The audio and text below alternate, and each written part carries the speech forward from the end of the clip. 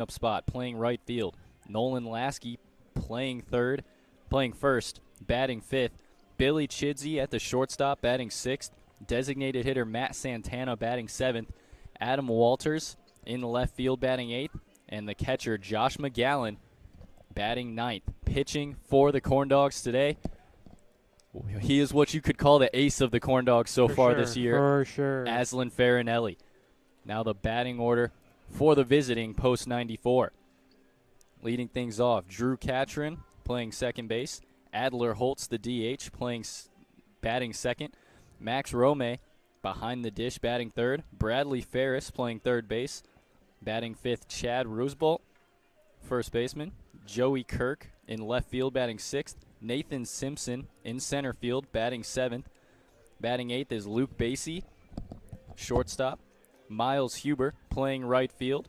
And on the mound for the post-94 baseball team is Jackson Fronick. Very excited to see what kind of start Aslan Farinelli can get out to in this game. Started his season, through his first two starts, he threw 8 innings of shutout baseball. And in his last time out against the post-94 baseball team, gave up 2 runs in 2 innings of work. Here's his first pitch to Drew Catron to start things off for us. Slider, outer half, paints it for strike one. It's the way you want to get it started here if you're at Farinelli. Like we said, he's been the ace all season for the Corndogs. Flat out dominant in every performance besides the 1 inning he got against his team. Another slider fouled down the right field line. Farinelli gets ahead 0-2. But now going into this game what this team can bring and how they can hit, I'm sure Farinelli's made some adjustments and will be dominant at home today. Payoff from Farinelli. Ooh. Slider gets him looking. Woo! Farinelli picks up his first strikeout of the game and his first batter of the game on a beautiful slider to the outer half to freeze Drew Catron. That slider was absolutely nasty from Farinelli, and that'll bring up all their Holtz. If you're Holtz and you just saw that slider, you got to be prepared and ready at any point for that slider in this at-bat. 3 straight to sit down Drew Catron as he misses with the fastball there for ball 1 just high.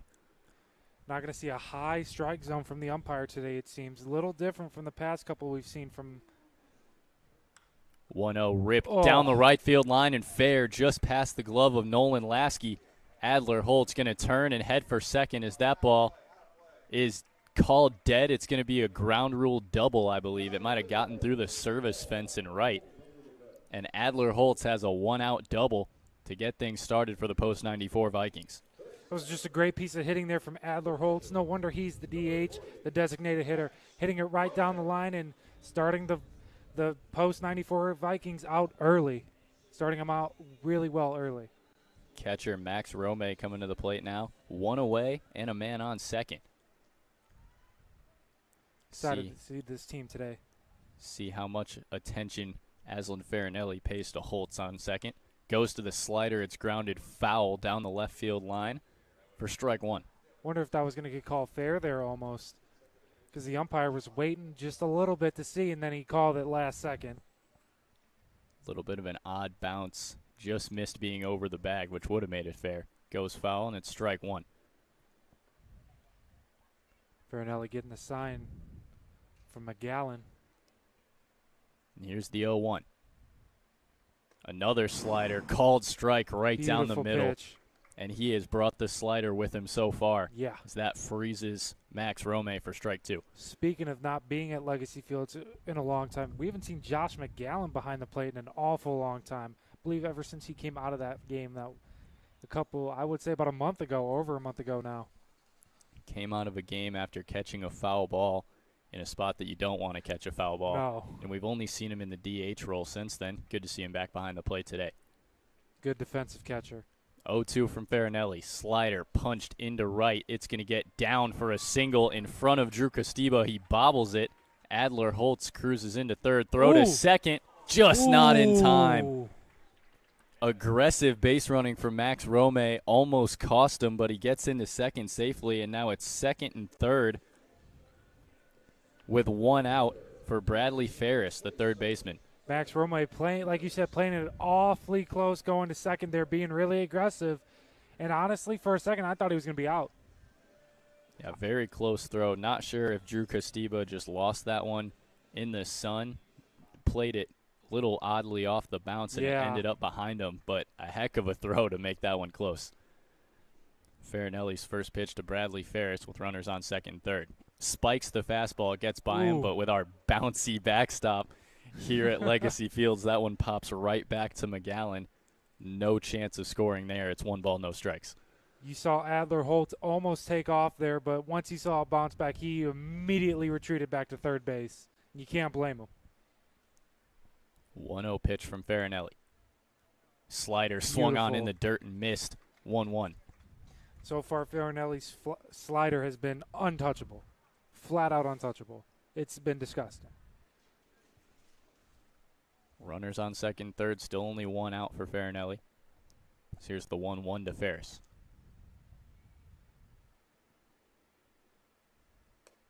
Misses outside with it that time. 2 balls, 1 strike. I think this is the first time at home this season. It is the first time at home this season we've seen Farinelli have runners in scoring position this early into the game. That just shows you how good this Valpo Post 94 team really is. 2-1. Slider just misses low and outside. Competitive pitch. Ferris lays off it. 3 balls, 1 strike now with 1 out. Walk isn't completely the end of the world here. First base is open. But it's definitely not what you want if you're Aslan Farinelli. Not at all. 3-1. Fastball gets it on the outside corner to work to a full count. So we're going to see some outside corner action today from the umpire. I don't mind that at all. Not at all. I totally agree with you. Farinelli worked it back to full count, and now here's the payoff with 1 out. Fastball just off the outside corner, out of reach. Ball 4 on the full count, and now it's bases loaded for the first baseman, Chad Roosbolt. That was such a close call there. It could have gone either way. Personally, I would have called it a strike, but umpires are chatting. But as you said, that brings up Chad CT Roosbolt. That is what it says here on the roster. Goes by CT. Love a guy with a nickname. You don't see many of them, especially on official rosters. Right? But wonder what it means. CT. If anything. First pitch, slider grounded through the right side, just under the glove of Lasky. It's going to score 1. Runners are just going to go station to station, and just like that, it's 1-0 Post 94 Vikings off the RBI single from Chad Roosbolt. The Post 94 Vikings have come out swinging today against Farinelli. They saw him in 1 inning of action at their place about a week or 2 ago almost, and they know what he throws, and they've made adjustments to him. They've made adjustments real early. This team came here to play and win for sure. Bases loaded now for the left-handed left fielder Joey Kirk. First lefty Farinelli will have to deal with. As he goes fastball right down the middle, and it's shot foul down the left field line. Right back to him. Right back to him. Didn't have to do anything. Caught a foul pole in our fence, almost in the dugout, and bounced right back to Farinelli on the mound. I believe the umpire gave him a different ball too. Well, after a shot like that, it might be a little bit of an advantage for Farinelli. Get that scuffed up ball. Yeah. No, this Post 94 team has come out to swing and play today. They are no joke. No wonder they are 4-1 this early into the season. 0-1 pitch to Joey Kirk with the bases loaded and 1 away. Slider backdoor. This one ripped into right. That's going to be an easy 2 runs, maybe 3. Home comes Ramo. Home comes Bradley Ferris. And that is going to be a 2-run double for Joey Kirk. This Post 94 team has just come out, again, I'm going to keep saying it, and been killing Farinelli early. They're jumping on the slider. They're jumping on the fastball. They're just simply jumping on all of his pitches right now. And here comes the pitching coach to come out to calm down his pitcher. Farinelli got to try to find a way to settle in here. Yeah. It's nerve-wracking as a pitcher when you come out and get hit around a little bit like that in your early innings. And you're not used to it. Yeah, especially from a guy that's not used to it like Farinelli. Like we said, very dominant in his first 3, especially as his first 2 appearances. But now he's got to take care of the bottom of the lineup here to get out of this inning with with what damage has already been Yeah. done and limit it to that. Yeah. Smart play here by the pitching coach to come out, calm down his pitcher, get his mind right, and now we're just going to go from here. This mound visit is brought to you by UChicago Medicine. They continue to lead the way in groundbreaking research and advanced care. From scientific discoveries to expert clinical treatments, they're shaping the future of medicine every day. Farinelli looking like he's ready to go now. And he's going to face the center fielder, Nathan Simpson, still with the bases loaded. No, excuse me, runners on second and third with one out. We've seen a lot of just doubles and bloop hits here from Valpo early. Wonder if we're going to continue to see that or Farinelli's going to lock in here. Fastball just Ooh. below the zone for ball one. I honestly thought we were going to see a pitcher's duel today because Valpo's pitcher, Jackson Fronick, got 12 Ks on the season in one game. Like, he's off to a hot start. Slider goes for the inside corner, leaves it just a little off the plate. 2 balls, no strikes now to Simpson. Farinelli's trying to get that inside call right now, inside pitch. You can't blame them. They're hitting the outside. 2-0 from Farinelli. Slider gets it in the zone. It's fouled back to the screen for strike one. Yeah, I was going to say, at this at-bat, you're seeing Farinelli throw a lot more inside than outside because Valpo is killing that outside corner right now. Everything that he's thrown to the outside has just been shot the other way into right field, as we saw, especially from that double from Joey Kirk. Yeah. 2-1 pitch. Fastball outside. Just as we were talking about it, he goes back to that corner and gets it for strike two. It's 2-2 now to Simpson. Wonder if we're going to see the inside pitch here again. 2-2 payoff from Aslan Farinelli. Slider fought off back to the screen. It's still 2-2. Simpson putting up a fight here. Farinelli did go for that inside corner. It was just fought off the hands of Simpson back to the screen. Luke Basey is on deck, number 33. 2-2 pitch. Slider way inside, almost gets a piece of Simpson, and that'll be another full count. If he didn't move his elbow there, I think that would have gotten a piece of him. Farinelli working full count to Nathan Simpson with 2 on and 1 out in the first. Full count pitch. Swung on and missed. Outside fastball. That's a big one for Aslan Farinelli. Now 2 outs with runners on second and third for the eight hitter and Luke Basey. As you said, Tate, that is big here for the Corndogs and Farinelli on the mound. Get that confidence back up after that strikeout. Now let's move on to Luke Basey. Let's try and get him out, and let's get these Corndogs hitters up because they are hot right now. Runners on second and third. First pitch to Luke Basey. Fastball way up and in on him for ball one. It was really inside there from Farinelli.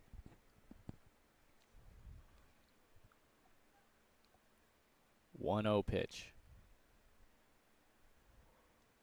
Fastball outer half. Gets it there for strike one. This umpire really likes that outside corner. If Farinelli can find a way to live there, he'll do all right the rest of this game. 100%. 1-1 pitch. Slider again. Beautiful. Swung on and missed. 1-2 now. Farinelli, after talking to the pitching coach, is definitely a lot more calmer there on the mound, as you can see. Looking a lot more in control here. So here's the 1-2 payoff to escape the inning. Fastball went to the high heat, just checked it up. That's ball 2, and we're going to get our first Deuces Wild of the game here in the top of the first. Didn't take us 4 innings like it did last time. No. 2-2 pitch from Farinelli. Slider popped up down the right field line and out of play. And Luke Basey stays alive. It's still 2-2. This post-94 team is pesky in the plate. They're like the Corndogs, not going to swing it out a lot out of the zone, and they're going to follow it off, as we've seen early here. Another 2-2 pitch. Slider bounce to the left side. It's played by John Connors on a hop. Throw to first. Not in time. Runner's safe. Run will score from third. It's 4-0 post-94 Vikings now with runners on first and third and 2 outs for the bottom of the Vikings order in the right fielder, Miles Huber. Looked like Connors bobbled it a little bit, trying to rush the throw, and he just had to re-grab the ball almost, it looked like, and it was just a little late. Miles Huber with runners on first and third. 2 outs here in the first. Slider swung on and missed outer half. Man, when he can get that to the outside corner, it's looking tough to touch. I was going to say, it looks almost impossible to touch. 0-1 pitch to Huber. Goes back to it, same result, swing and a miss for strike 2. Either way, you're going to have to face the top of the order next inning, hopefully, or next batter, if you're Farinelli. 0-2 pitch. Slider grounded to the left side and foul. And he stays alive 0-2. So Luke Basie take off there. Head first dive into second base. I bet he almost regrets that now. Got to get the jersey dirty. Got to get a little dirty. Just as, proof. Proof you play. 0-2. This one fouled back to the screen towards the press box. It's still 0-2. I thought that was going to hit the window here of the press box. Farinelli looking to escape the inning. Another 0-2 pitch to Miles Huber. Runner goes. Fastball is high and outside.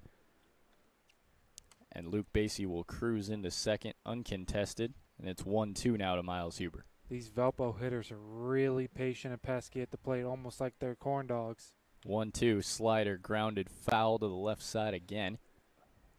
And Farinelli putting that slider almost in the same spot outside. Miles Huber just refusing to swing and miss at it again. It's a very good at-bat here for Miles Huber. 1-2 pitch. Slider inside, just misses. Huber took a fake step like he thought he might have gotten rung up there. It's called inside for a 2-2, and that's our second Deuces Wild of the game here in the top of the first. Corndogs coach is not happy with that call. 2-2 from Farinelli. Slider gets him there that time. Called strike 3 on the inside corner. Farinelli finally gets out of the inning, but not before the post-94 Vikings put up 4 in the top of the first. They lead it 4-0. You're listening to Corndogs Baseball on Jet TV and Region Sports Network.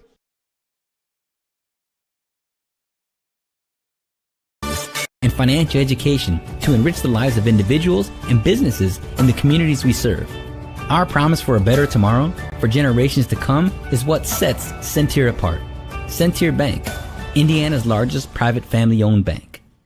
Armed with a rich history of family ownership and a workforce that's committed to putting people first, Centier Bank fosters a workplace of community building, philanthropy, and financial education. A long-lasting legacy of family ownership dedicated to generations of clients is what sets Centier apart. Trust the integrity, experience, and personal service of Centier, Indiana's largest private family-owned bank. For more information, go to Centier.com. At Strachan Van Til, we believe grocery shopping should be simple. Now, shopping is easier than ever with our new and improved website. Find what you need fast. Browse your favorite products, add them to your cart, and check out in just a few quick steps. Choose between convenient in-store pickup or let us handle the heavy lifting. From our shelves to your doorstep, skip the lines, shop your way, and spend more time on what matters most. With our rewards program, enjoy incredible savings and personalized offers every time you shop. Shop online now at strachanvantil.com or download our app today.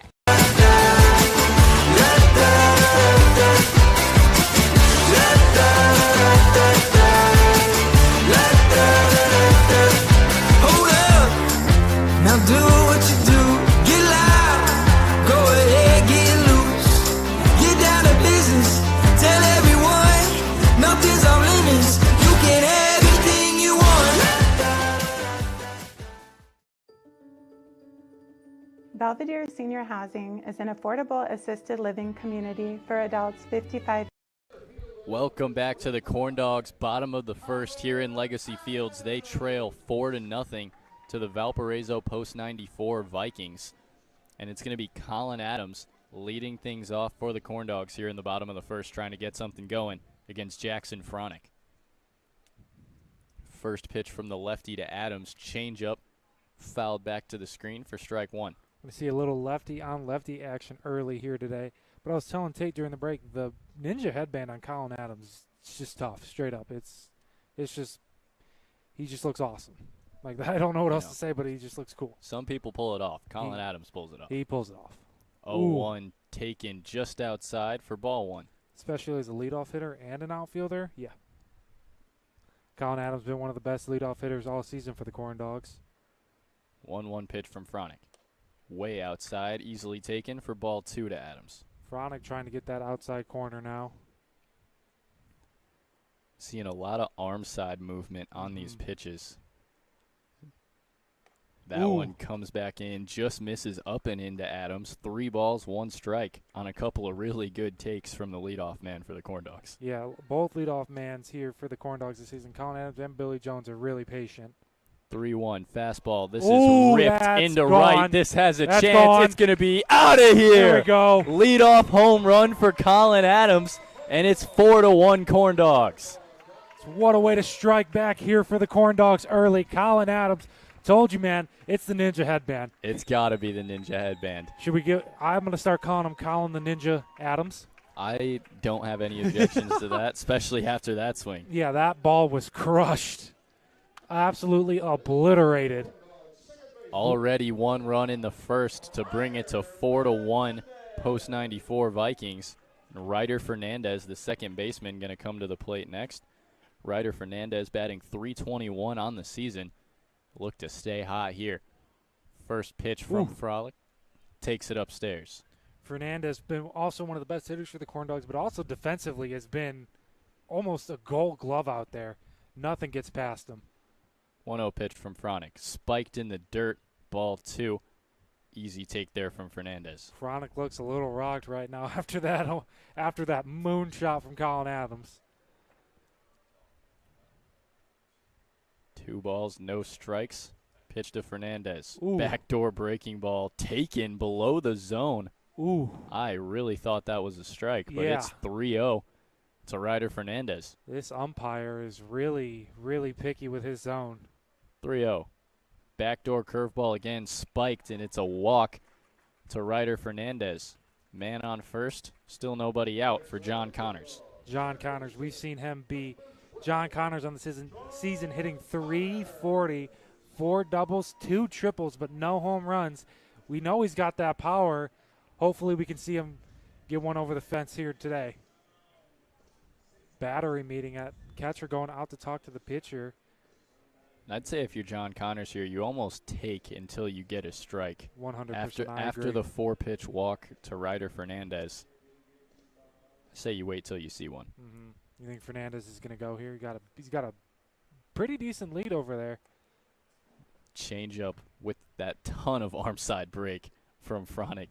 Leaves it inside to another lefty in John Connors for ball 1. Fronick's, yeah, you said, got a lot of arm movement. 1-0. That one comes back in on the bat, fouled back to the screen. 1-1 count now. Connors with a really powerful swing there. I don't think I've seen a pitcher so far this year with as much run on his fastball as Jackson Fronick has so far. He drops in that curveball to freeze Connors for strike 2.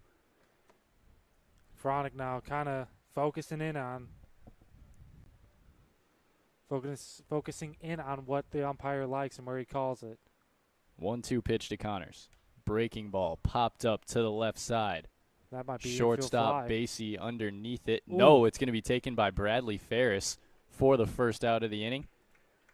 Fernandez goes back into first. Almost looked like they lost it in the sun there for a second. But that'll bring up the right fielder, Drew Castiba. He's looking to make up for that little mental error he had out there in right field. Castiba also batting .320 on the season. Looking to move Ryder Fernandez around. Bring this game a little bit closer. Takes the fastball outside for ball 1. Fronick is a little wild, but when he's on point, he is on point. 1-0 pitch. Swung on and missed. Curveball fell off a table in front of Drew Castiba for strike 1. It's a nice pitch there from Fronick. 1 ball, 1 strike with a man on. Fernandez hasn't tried anything so far. As that one fouled back to the screen on the fastball again. Fronic gets ahead 1-2 on Drew Castiba. A lot of power early in the beginning half of this lineup for the Corndogs. Castiba also got a home run on the season and was an absolute no-doubter. I believe that was one of the last home games we had here at Legacy Fields, though. I think it was. 1-2 payoff now. This one right back up the middle. Knocked down off the glove of Luke Basie, but it's going to be an infield single with one out for Luke. Not for Luke Basie. For Drew Castiba. The shortstop is Luke Basie. Infield single for Drew Castiba, and it'll be first and second now with one out for the first baseman, Nolan Lasky. Nolan Lasky, big, powerful righty here up at the plate. I honestly thought Luke Basie, though, was going to make that play. That was a great play just to keep it on the infield and knock it over to Drew Catron at second, but there was no play at second or first. I thought Ryder Fernandez might have gone to third if it would have gotten a little farther out to the right. Nolan Lasky takes the first pitch on the outer half for strike one. Billy Chinsey is on deck. 0-1 pitch to Lasky with runners on first and second. Fouled back to the screen. And it looks like Fronic's game plan right now is just try to throw fastballs by Nolan Lasky. Yeah, that was kind of like a panic swing almost there from Lasky. Like just a quick little panic swing. 0-2 pitch. Goes breaking ball, cut on and missed. Nasty back door from Jackson Fronic for his first strikeout of the game and the second out of the first inning. And that'll bring up Billy Chidsey, the shortstop today, with two outs and runners on first and second. Nolan Lasky, and I don't want to say this, but he was just swinging at air there. That pitch I don't think was even close to the bat. Nasty. Another lefty here for the Corndogs in Billy Chidsey. That one's taken outside on the breaking ball for ball one. Seen a lot of Billy Chisney at short lately. Good defender and good hitter. 1-0 pitch from Jackson Fronic. Breaking ball fouled down the right field line for strike one. You want to talk about great hitters on deck. As I call him, Matt the Mike Santana. 1 ball, 1 strike. The pitch from Fronic. Breaking ball taken outside, pops out of the glove. Fernandez is going to go for third, and it's bobbled by Max Rome behind the plate. Aggressive base running for Ryder Fernandez pays off. Now he puts himself in a second and third position for Billy Chidsey with 2 outs. Ryder Fernandez with the very aggressive steal there. Looked like Rome tried to rush the throw but couldn't grab the ball in time. He's having trouble grabbing the ball, excuse me. 2-1 to Chidsey. Breaking ball fought off back to the screen, and it's 2-2 for our third Deuces Wild of the game. I think, how many did we have the last game we called together? Like 6? Something like that. It wasn't great. I was going to say, we're already like halfway there. 2-2 pitch. Breaking ball. Just a touch foul down the left field line, as that was almost a check swing from Billy Chidsey. That ball still went a pretty decent ways. If that could have stayed fair, that could have been some runs there for the Corndogs, possibly. Those little bloop singles can do a lot. 2-2 from Fronic. Breaking ball. Backs Chidsey off the plate, just misses the zone, and he works it to a full count. Fronic was asking the umpire there where he missed it, looked like. And I'm asking the same question, honestly. 3-2. Breaking ball. Popped up into left field. Joey Kirk underneath it, fighting the sun, and he has it for the third out of the inning. Corndogs score 1 off the leadoff home run from Colin Adams. They trail the Post 94 Vikings 4-1. You're listening to Corndogs Baseball on Jet TV and Region Sports Network. 55 years and older. Our residents enjoy private studio or 1-bedroom apartment options, 3 restaurant-style meals and snacks every day. They also get laundry and housekeeping service, a wide range of engaging activities and events, medical transportation, and the comfort and support of on-site 24-hour staff. Headquartered in Maryville, Indiana, Centier Bank continues to play a pivotal role in every community we serve.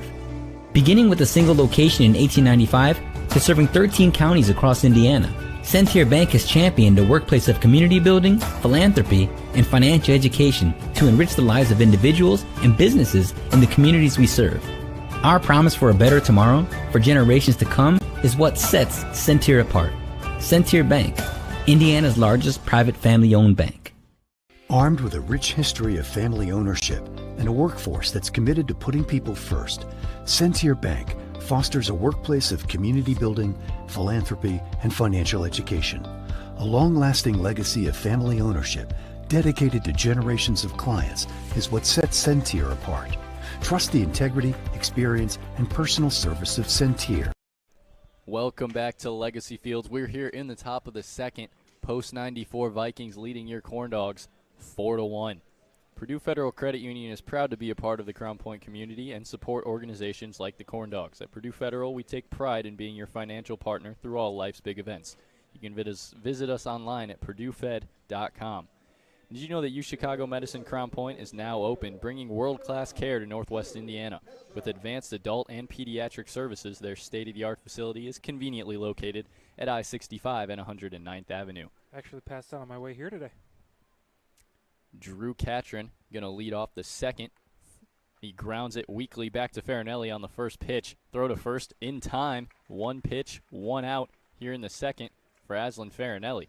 I believe Drew Carton might be one of the only other hitters besides Miles Huber to not reach base in the first couple innings here for the post 94. But then that'll bring up Adler Holtz, the DH. Got the game started, got the inning started with, I believe, a ground rule double, right? Yep. Laced into right.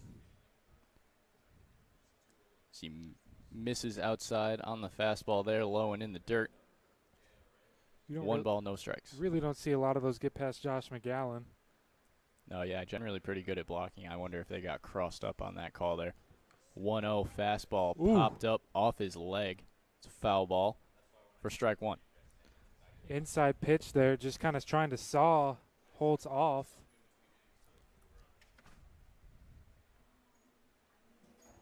Now the 1-1 from Farinelli with one away. Fastball misses low again, 2-1. Pumping that heat. He does look like he's trying to throw really hard right now. Maybe pulling it a little bit. Don't do anything to that elbow. 2-1 to Adler Holtz. Slider, Ooh. middle, frozen for Goodness. strike two. That slider from Farinelli is disgusting. Like, goodness. 2-2 payoff working against Adler Holtz. Slider again, just misses inside to work to a full count. You heard the crowd here go, ooh, also. Farinelli not happy with that one, snatching the ball back from Josh McGowan. So here's the full count pitch. Fastball outside, fouled, back to the screen, just off the glove of Josh McGowan, and it'll stay full count. Yeah, we saw you said you saw Farinelli get frustrated.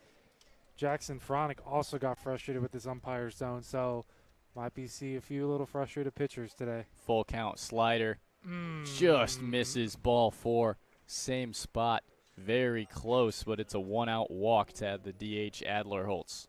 Farinelli was not happy with that call either, looking very upset. Max Rome coming to the plate now. He also doubled his last time up. Now with a man on first and one out. Really typically don't see a catcher up this high in the lineup, though, either. I will say that. First pitch from Farinelli. Slider. Froze for Nice strike pitch. one. Beautiful pitch there from Farinelli. Probably pitching a little frustrated now. Which can be good or bad. Yeah. But as long as you don't let it get in your head. 0-1 slider again. What? Time was called. Oh, okay. Farinelli trying to work quickly here. Walks back to the mound, already set to go. Max Rome might be trying to mess with him a little bit. So here's the 0-1. Goes back to the slider. Misses inside for ball one. Rome, as I'm going to keep saying with this post-94 team, very patient at the plate. Very patient. 1-1 pitch from Farinelli. Fastball right down the middle, shot foul into right field, and it'll be 1 ball, 2 strikes now. This Valpo team really likes to hit it the opposite way. Likes to poke it down that right field line. And with a guy throwing as hard as Farinelli, it's almost, that's not impossible to pull a pitch, obviously, but it is a lot easier to be a little bit late on it and push it into right. 1-2 payoff from Farinelli. Slider popped up into center. Colin Adams underneath it for the second out of the inning, and now there's 2 away with a man on first for Bradley Ferris, the third baseman, who walked his last time up. Much better top half of the inning for Farinelli to be beginning half of the inning for Farinelli, than the first inning. But he looks a lot more calmer and relaxed out there. Farinelli hasn't seemed to be paying much attention to Holtz over on first base so far, even less reason to now with 2 outs. Here's the first pitch to Ferris. Fastball misses outside, ball 1. Keep trying to get that outside corner.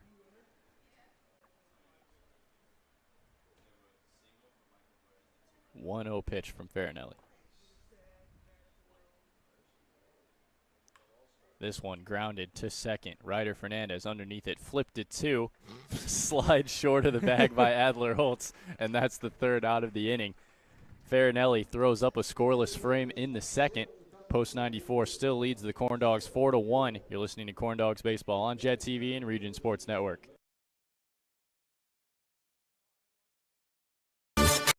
Indiana's largest private family-owned bank. For more information, go to Centir.com. At Strachan Van Til, we believe grocery shopping should be simple. Now, shopping is easier than ever with our new and improved website. Find what you need fast. Browse your favorite products, add them to your cart, and check out in just a few quick steps. Choose between convenient in-store pickup or let us handle the heavy lifting. From our shelves to your doorstep. Skip the lines, shop your way, and spend more time on what matters most. With our rewards program, enjoy incredible savings and personalized offers every time you shop. Shop online now at StrachanVanTil.com or download our app today.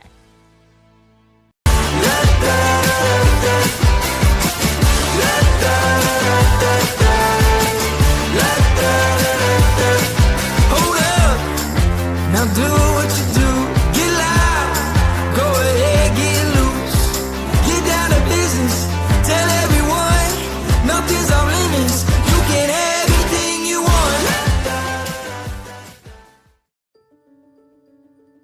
Belvedere Senior Housing is an affordable assisted living community for adults 55 years and older. Our residents enjoy private studio or 1-bedroom apartment options, 3 restaurant-style meals and snacks every day. They also get laundry and housekeeping service, a wide range of engaging activities and events, medical transportation, and the comfort and support of on-site 24-hour staff.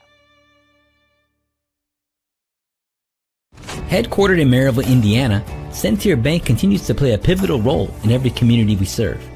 Beginning with a single location in 1895, Welcome back to Legacy Fields. The post 94 Vikings lead your Corndogs 4-1.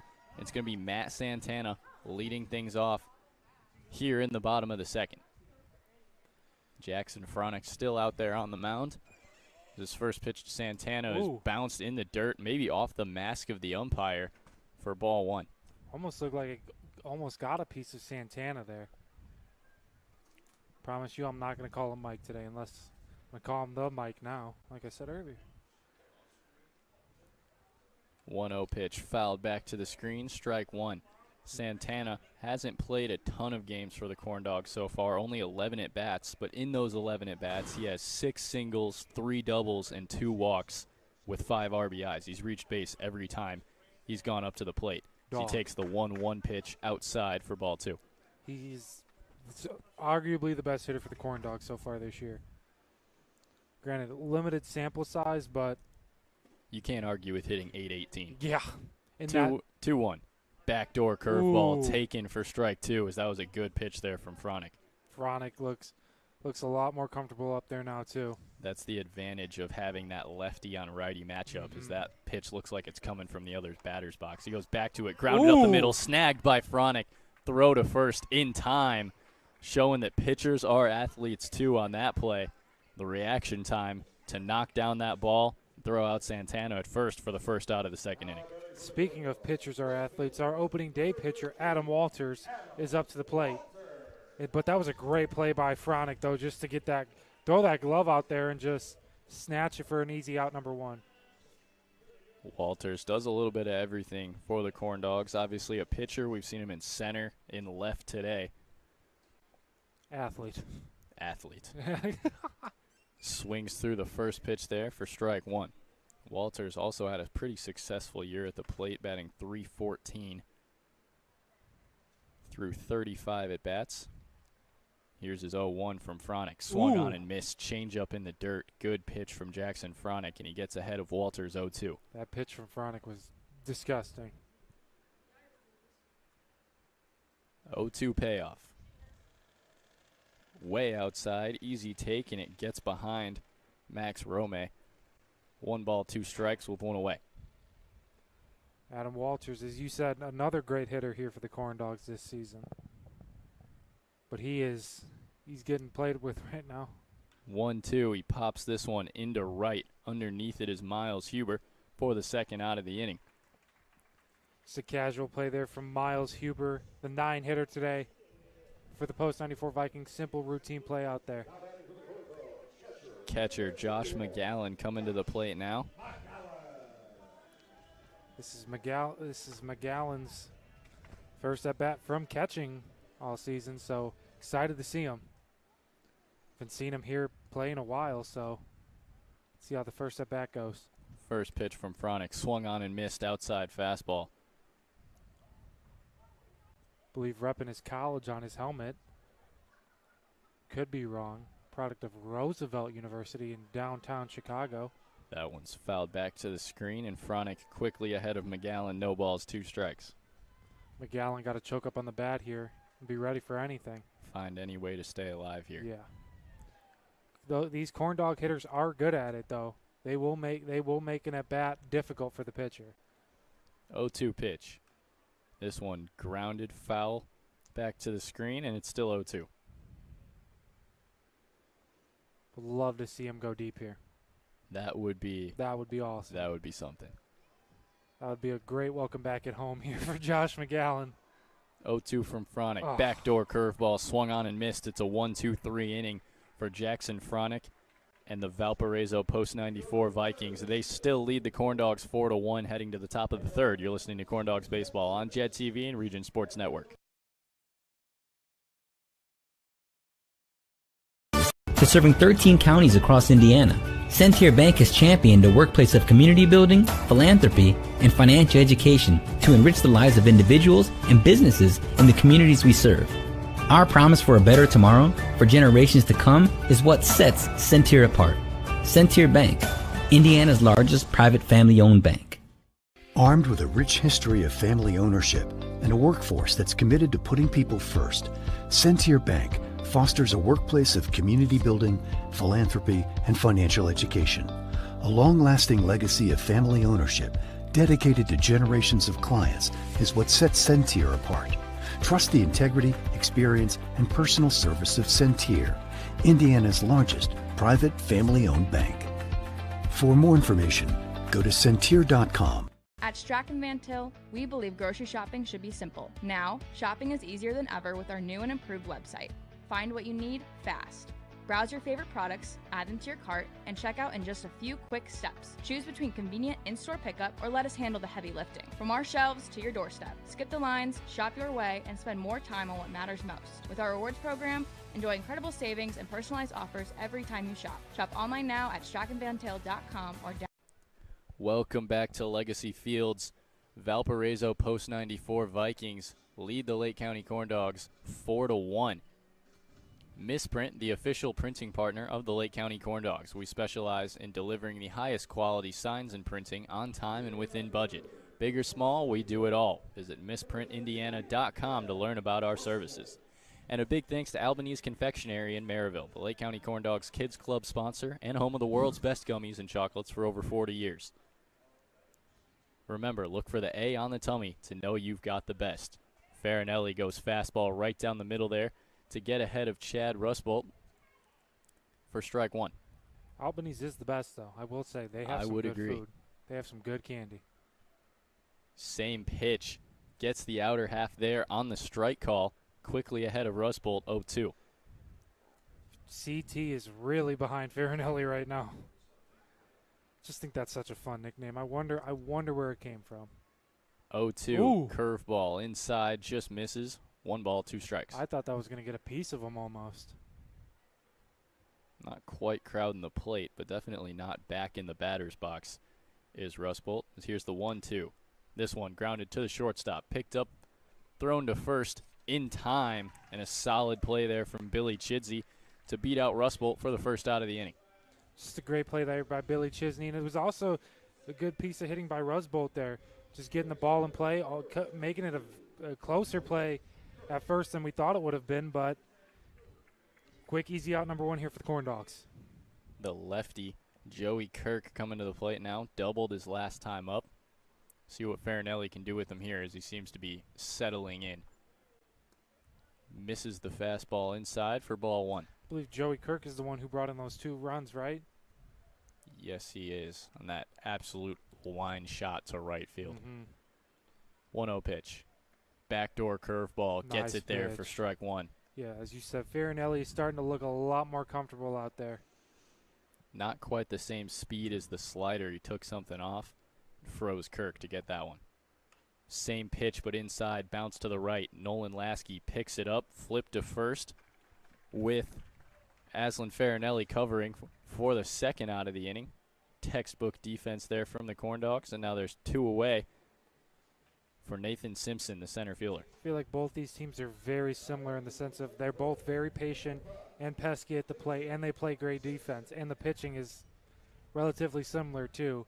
Teams are very well evenly matched, so we're in for a good series this rest of the season. First pitch to Simpson.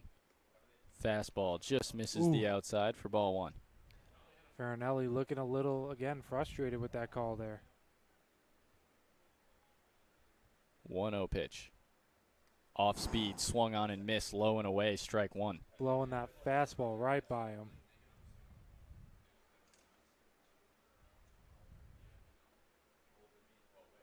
1-1 pitch to Simpson. Fastball popped up, back behind the screen and out of play, and he gets ahead 1-2. Farinelli looking for his first 1-2-3 inning of the game here in the third. Are we going to see? Here's the 1-2 payoff to Nathan Simpson. Ooh. Off the hands, and it's a foul ball. That's not where you like to be hit, but it's not a free pass on down to first. It's still 1-2. Wasn't quite sure if it hit the end of the bat or his hands there. 1-2 pitch. Breaking ball, grounded up the middle, fielded by Chidsey on a hop. Throw to first, in time on the stretch from Nolan Lasky. Aslan Farinelli goes 1-2-3 with the Vikings lineup in the third. They still trail the Post 94 Vikings 4-1. You're listening to Corndogs Baseball on Jet TV and Region Sports Network.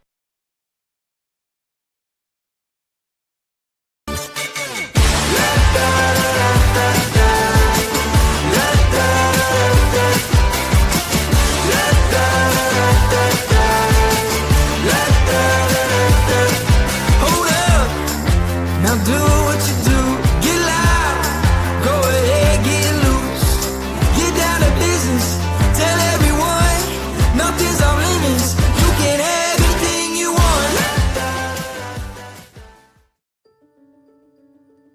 Belvedere Senior Housing is an affordable assisted living community for adults 55 years and older. Our residents enjoy private studio or one-bedroom apartment options, 3 restaurant-style meals and snacks every day. They also get laundry and housekeeping service, a wide range of engaging activities and events, medical transportation, and the comfort and support of on-site 24-hour staff.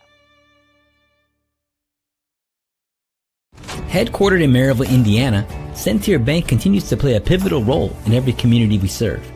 Beginning with a single location in 1895 to serving 13 counties across Indiana, Centier Bank has championed a workplace of community building, philanthropy, and financial education to enrich the lives of individuals and businesses in the communities we serve. Our promise for a better tomorrow for generations to come. Welcome back to Legacy Fields. This bottom of the third inning brought to you by Off Square Brewing, the official brewing partner of the Lake County Corndogs and the official beer of the Lake County Corndogs, Golden Batter Beer. At Off Square Brewing, they strive to be just that, off square. Colin Adams going to lead off the top of the third. As we all know, he homered his first time up in the bottom of the first to give the Corndogs their one run. We'll see what he can do here. Hoping to see the Ninja go deep again here. Takes ball one easily outside on the off speed from Jackson Fronick. And the no batting gloves, too. This guy is just old school. I like it.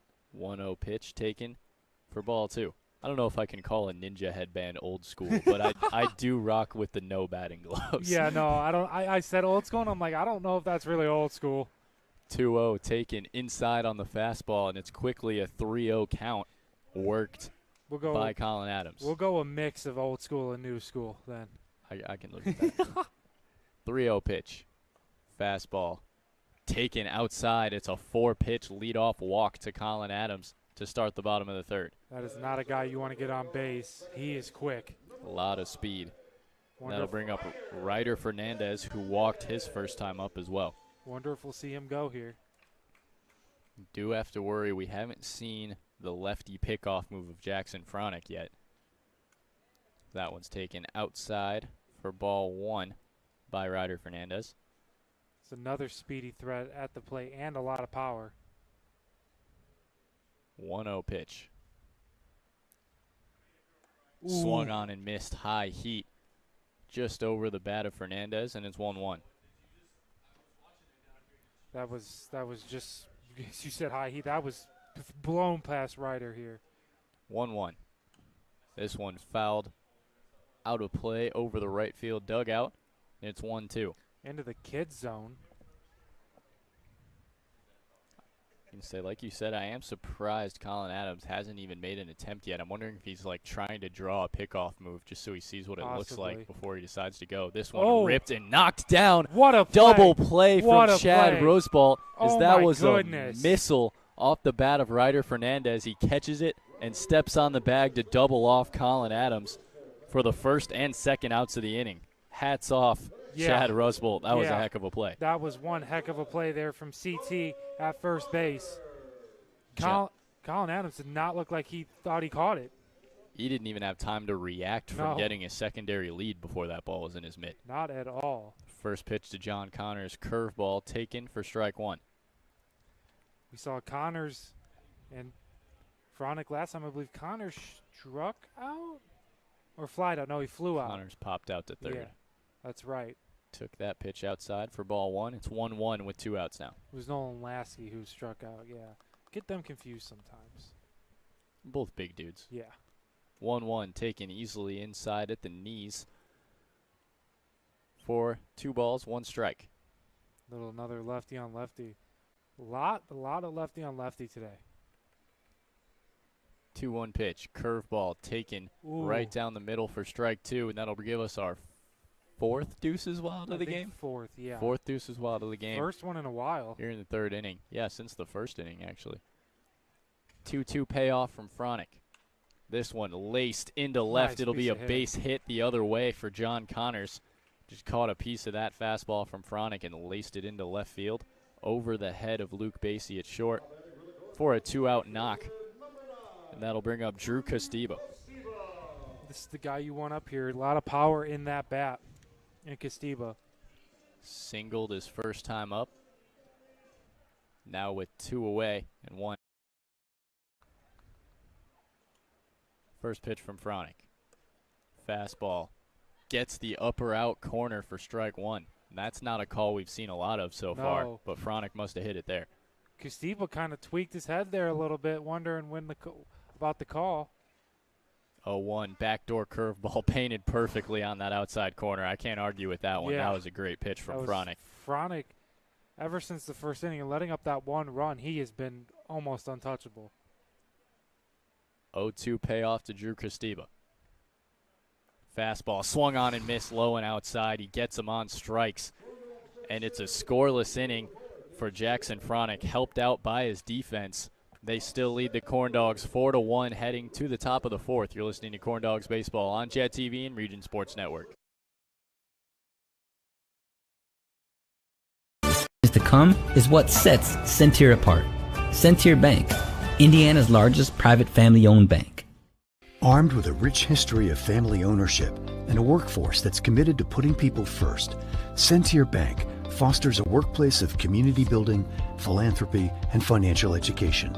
A long-lasting legacy of family ownership dedicated to generations of clients is what sets Centier apart. Trust the integrity, experience, and personal service of Centier, Indiana's largest private family-owned bank. For more information, go to Centier.com. At Strachan Van Til, we believe grocery shopping should be simple. Now, shopping is easier than ever with our new and improved website. Find what you need fast. Browse your favorite products, add them to your cart, and check out in just a few quick steps. Choose between convenient in-store pickup or let us handle the heavy lifting. From our shelves to your doorstep. Skip the lines, shop your way, and spend more time on what matters most. With our rewards program, enjoy incredible savings and personalized offers every time you shop. Shop online now at strachanvantil.com or download our app today.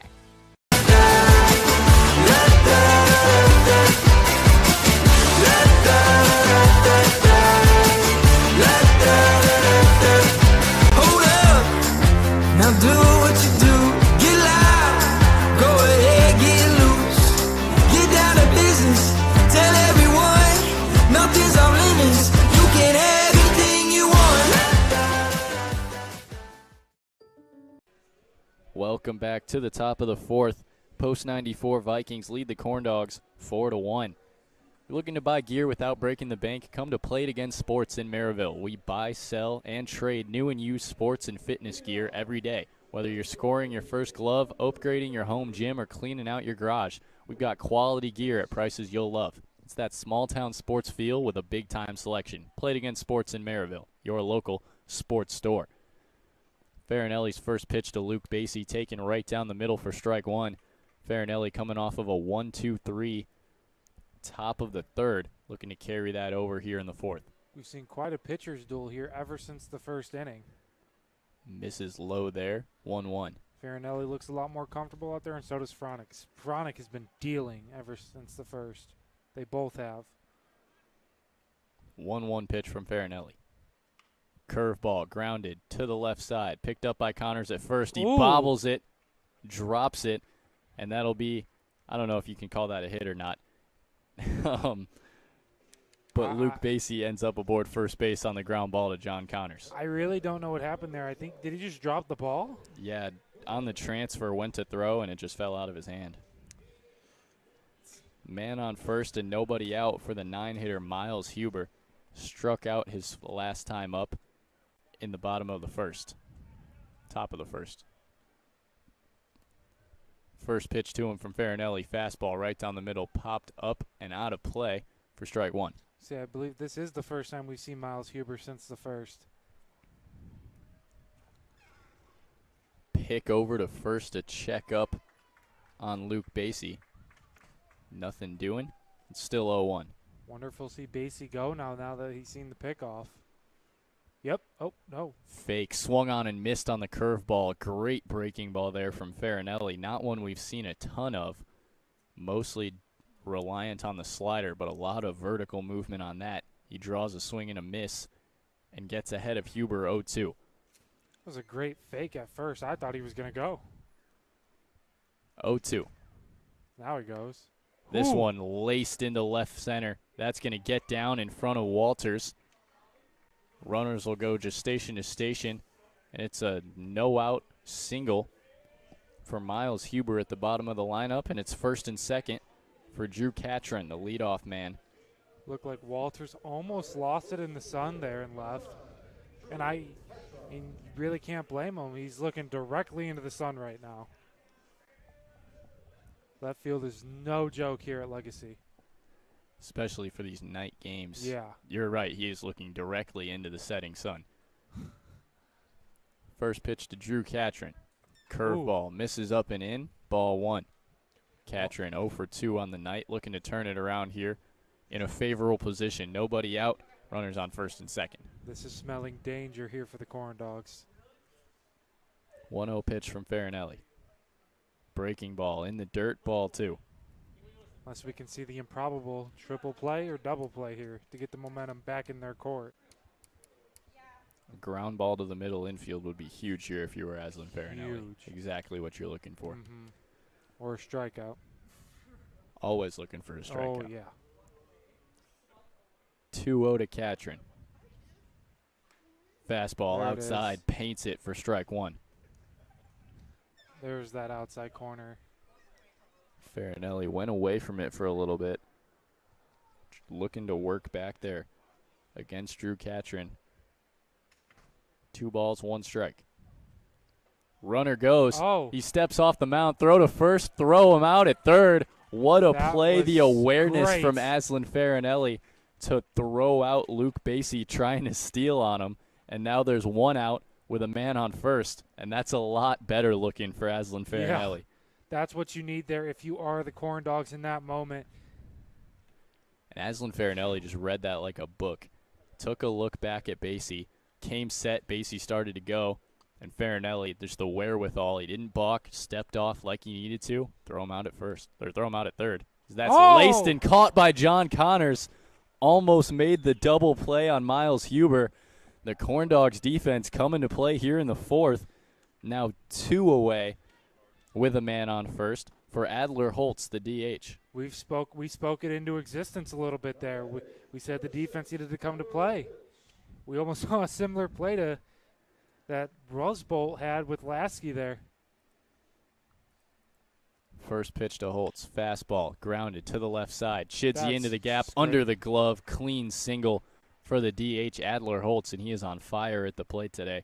2 for 3 with a walk, as it will now be first and second again with 2 outs. Yeah, no, this has just been great hitting here from Adler Holtz. We can see why he is the DH here for the Post 94 baseball team.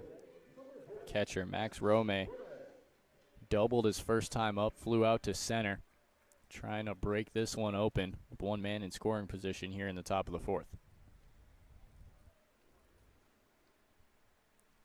First pitch from Farinelli. Fastball driven up the middle, down for a base hit. That's going to score That'll 1. score Basie from second. And Miles Huber will cruise into third on the 2-out RBI single for Max Rome, and it's 5-1 Post 94 Vikings now. Runners on the corners. Miles Huber is flying around the bases there to get another run on the board here for the Post 94 Vikings. And we're seeing a pitcher go warm up in the bullpen here for the Corndogs. Bradley Ferris going to come to the plate now. 2 away. Men on first and third. Aslan Farinelli trying to get out of here with only 1 run. They are making Aston Farinelli look human today. First pitch to him, misses outside. And yeah, at least in the home games that we've seen him in, he has not looked human. That's just a credit to how good this Post 94 team is. 1-0 pitch. Fastball gets the corner on the outside. 1-1 count. Umpire really likes that outside corner. 1 ball, 1 strike. Runners on the corners. Runner on first goes. That ball's in the dirt. It'll be uncontested, cruising into second. And now 2 runners in scoring position with 2 outs. And it's a 2-1 count for Bradley Ferris.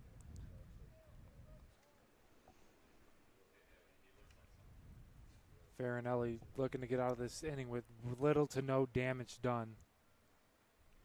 2-1. Ooh. Check swing on the outside slider. Checks it up successfully. 3 balls, 1 strike now with 2 away. And like you said earlier in the first inning, letting up a walk here isn't the worst thing. You got first base open. 3-1 pitch to Bradley Ferris. Swung on and missed. Big swing from Ferris on the outside fastball. And Farinelli works to a full count. Ferris with a big swing there. Almost swung out of his shoes Yeah. at that outside fastball from Aslan Farinelli. I fear if he would have got contact there, it would have been gone. Full count pitch. Fastball low and in the dirt. And now it'll be bases loaded with 2 outs for Chad Rusbolt. Yes, you hear our PA announcer Rick say, C.T. Rusbolt, the man who made a absolute great play at first base to kill any momentum the Corndogs had last inning, is now up to the dish in a very, very nice spot here for the post-94 Vikings. Pitch from Farinelli. Check swing on the outside slider. Very well checked for ball 1. It's a very patient team in the batter's box. 1-0 pitch to Rusbolt. Takes the slider again on the outside. Great eye up there from Chad Rusbolt, as those are both very competitive pitches. And while he checked up the first one, he didn't even look like he was thinking about swinging at that. We got number 16 in the bullpen for the Corndogs. 2-0 pitch. Gets the fastball to the outside for strike 1.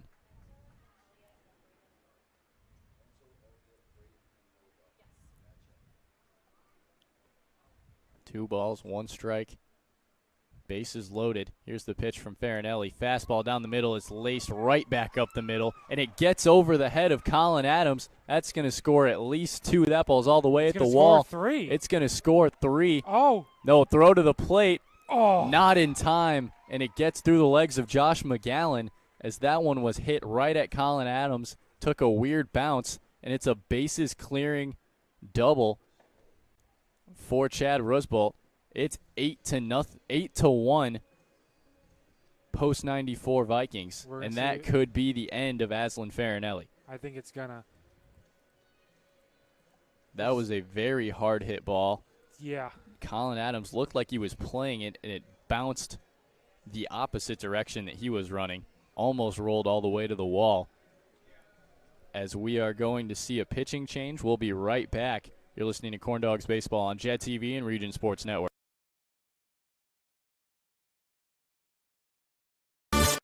Belvedere Senior Housing is an affordable assisted living community for adults 55 years and older. Our residents enjoy private studio or 1-bedroom apartment options, 3 restaurant-style meals and snacks every day. They also get laundry and housekeeping service, a wide range of engaging activities and events, medical transportation, and the comfort and support of on-site 24-hour staff. Headquartered in Maryville, Indiana, Centier Bank continues to play a pivotal role in every community we serve. Beginning with a single location in 1895 to serving 13 counties across Indiana, Centier Bank has championed a workplace of community building, philanthropy, and financial education to enrich the lives of individuals and businesses in the communities we serve. Our promise for a better tomorrow for generations to come is what sets Centier apart. Centier Bank, Indiana's largest private family-owned bank.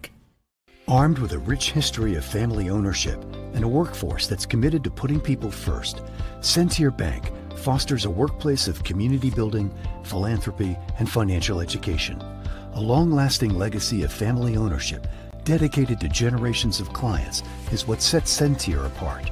Trust the integrity, experience, and personal service of Centier, Indiana's largest private family-owned bank. For more information, go to Centier.com. At Strachan Van Til, we believe grocery shopping should be simple. Now, shopping is easier than ever with our new and improved website. Find what you need fast. Browse your favorite products, add them to your cart, and check out in just. Welcome back to Legacy Fields. Vikings in the middle of a 2-out rally. They score 4 off the bat of Chad Rusbolt. And Aslan Farinelli is going to give way to Ivan Balboa, handing over the ball here in the 4th for the Corndogs. He's going to face Joey Kirk as his first adversary with a man on second. 2 outs. He misses inside to the lefty on the fastball there. This post-94 team made Ashton Farinelli look human today, at least at home. 1-0 pitch. Backdoor curveball swung on and missed. Good pitch there from not Farinelli anymore, from Ivan Balboa. And where we saw the dominant slider from Farinelli, Balboa is much more a fastball, curveball guy. Yeah. Focuses a lot on changing speeds and a lot of movement rather than keeping his speed and looking for that lateral movement. 1-1 curveball again, misses outside, 2 balls, 1 strike. Believe we've seen a few innings pitched from Ivan Balboa this season. Not much, though, I don't think. And not a ton this season. Definitely was last season. 8 innings of work. 2-1 pitch to Kirk. Fastball easily outside, taken 3-1. In his 8 innings of work, he's struggled so far. Hoping to just put out the fire here. 3 balls, 1 strike. Swung through. High heat from Balboa to draw the swing from Joey Kirk. Works it to a full count with 2 outs. You heard the pop on the glove of the catcher there. Balboa, 1 pitch from coming in and getting out of the disastrous 4th inning here for the Corndogs. 3-2 payoff. Fastball. Rung him up outside corner. He paints it to get the looking strikeout of Joey Kirk. Comes in, gets the job done, does Ivan Balboa, but not before the post-94 Vikings put up 4 in the top of the 4th. They lead it 8-1 over the Lake County Corndogs. You're listening to Jet TV and Ridgeon Sports Network.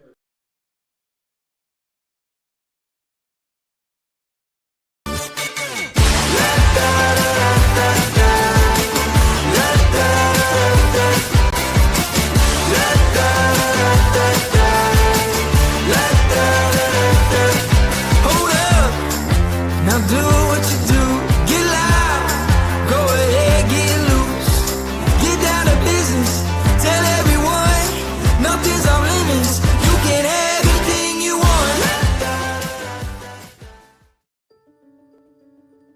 Belvedere Senior Housing is an affordable assisted living community for adults 55 years and older. Our residents enjoy private studio or 1-bedroom apartment options, 3 restaurant-style meals and snacks every day. They also get laundry and housekeeping service, a wide range of engaging activities and events, medical transportation, and the comfort and support of on-site 24-hour staff. Headquartered in Maryville, Indiana, Centier Bank continues to play a pivotal role in every community we serve.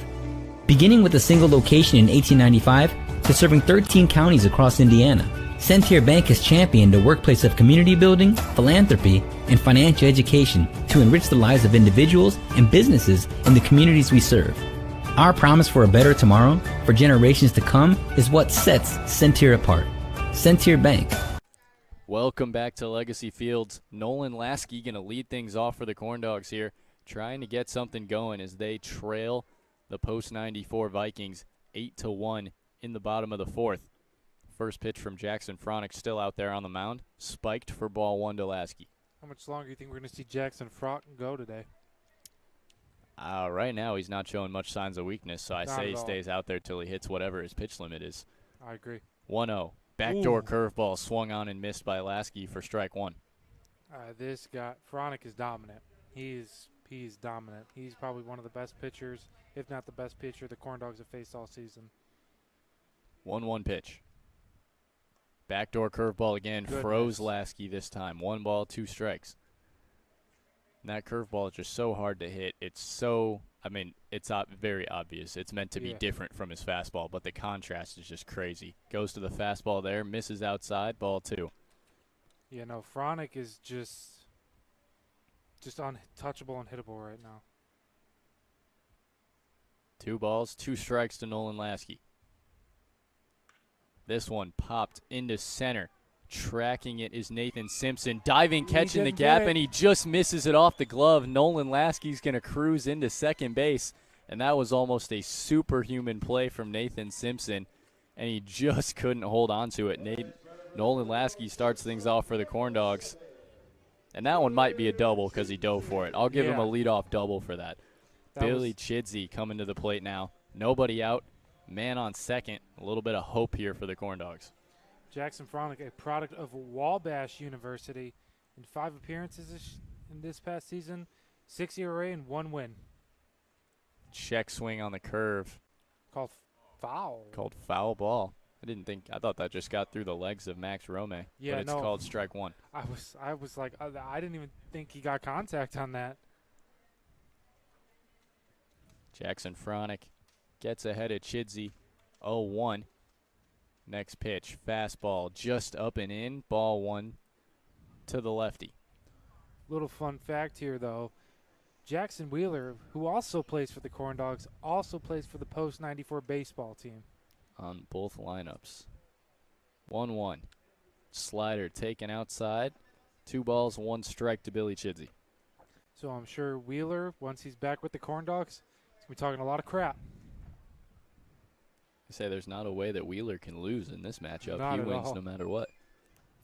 2 balls, 1 strike. This one bounced off the dirt. It's going to be called foul, because it might have hit off the foot of Billy Chidsey, but it's now 2-2. See, I was a little confused there. I was like, I thought, because I saw it pop up and stay fair. I'm like, that's not that. Why is he not running?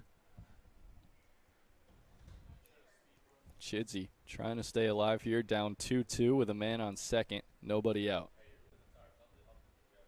Chidsey, the rare lefty hitting shortstop. Payoff pitch from Fronick. Curveball in on the hands, fought back to the screen and on a play by Chidsey, and it's still 2-2. Billy Chidsey putting up a fight here, trying to stay in this at-bat as long as he can. We got Deuces Wild. There's nobody out. Oh, I keep thinking it's 2-2. 2 balls, 2 strikes. Change up, Ooh. nasty arm side movement to freeze Billy Chidsey for strike 3. And that's just a disgusting change. You don't see a lot of guys at this level with a change up that good. Yeah. Jackson Fronick has one. Fronick is going to be unstoppable for the University of Wabash for the years to come because he's only a freshman. He was only a freshman this past season. Matt Santana coming to the plate now. First pitch from Fronick. Fastball takes it outside for ball 1. Now, if you need any momentum, this is the guy you want at the plate, Matt Santana. Lined a shot right back at Fronick in the second, and it was knocked down and thrown to first as he swings through that curveball for strike 1. Santana, as we said earlier, hit .818 on the season. Well, now it's going to be a little lower, but has done what he can here for the Corndogs, and he is paying it off. Oh, my 1-1 goodness. crushes this one to left. Running in on it. It's caught in foul territory by Joey Kirk for the second out of the inning. Great catch there. Ranging deep into foul territory was Joey Kirk to track that one down. Is it fair to say so far that the Corndogs have run into an absolute buzzsaw that is Jackson Fronick and this post-94 offense? Yeah, anytime they look to get something going, somebody in the field just makes a great play to kill any momentum. Yeah. Adam Walters coming to the plate now. 2 outs and a man on second. Swings through the outside fastball from Fronick to go down. No balls, 1 strike. It is Jackson Fronick's world right now, and we are just living in it. But he's been untouchable. 0-1 pitch. Change up. Drops it right down the middle. No balls, 2 strikes. He is almost as good as that pitcher from the Orioles we saw I believe one of the very last home games we had. I can't remember his name. Is it Porter Olson? I think so. He was another lefty. 0-2. Shot foul down the right field line. Very hard from Adam Walters. Just behind it. It'll still be 0-2 with 2 away. If you're the Corndogs here, 1 run will do wonders for the confidence in that dugout right now. No balls, 2 strikes. This one popped up and foul down the right field line and out of play. Walters stays alive to see another one, still back against the wall. No balls, 2 strikes. I feel like almost every at-bat besides the first inning, Fronick has been up 2 strikes. 0-2 pitch. Change up, swung on and missed. Gets another strikeout for Jackson Fronick. Retires the Corndogs. In the bottom of the 4th, they lead 8-1. You're listening to Corndogs Baseball on Jet TV and Region Sports Network. Indiana's largest private family-owned bank. Armed with a rich history of family ownership and a workforce that's committed to putting people first, Sentier Bank fosters a workplace of community building, philanthropy, and financial education. A long-lasting legacy of family ownership dedicated to generations of clients is what sets Sentier apart. Trust the integrity, experience, and personal service of Sentier, Indiana's largest private family-owned bank. For more information, go to Sentier.com. At Strachan Van Til, we believe grocery shopping should be simple. Now, shopping is easier than ever with our new and improved website. Find what you need fast. Browse your favorite products, add them to your cart, and check out in just a few quick steps. Choose between convenient in-store pickup or let us handle the heavy lifting. From our shelves to your doorstep. Skip the lines, shop your way, and spend more time on what matters most. With our rewards program, enjoy incredible savings and personalized offers every time you shop. Shop online now at strachanvantil.com or download our app today.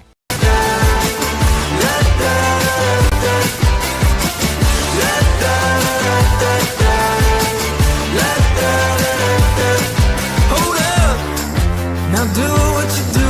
Get loud, go ahead, get loose. Get down to business, tell everyone nothing's off limits. You can have anything you want.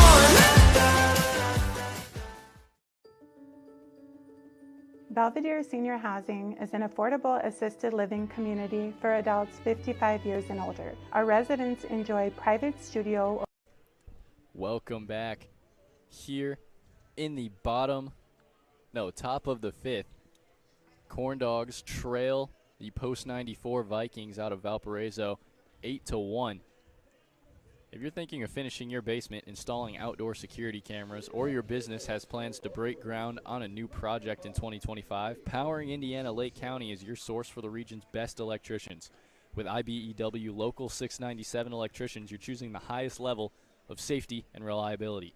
Visit poweringindiana.org today and ensure your project is in the hands of skilled professionals. Nathan Simpson, the center fielder, going to lead things off here in the top of the fifth against Ivan Balboa. I believe this is where we let off or close to it last half of the inning. Balboa gets a swing and a miss there on the low and outside fastball to go ahead 0-1. That's what you want right now if you're Ivan Balboa. Just get first pitch strike. 0-1 pitch. Spikes the slider. It gets away from McGowan. 1 ball, 1 strike. Wonder if it slipped out of his hands there. I say the hat fell off. Yeah. Everything about that pitch was a little crazy. A lot just happened.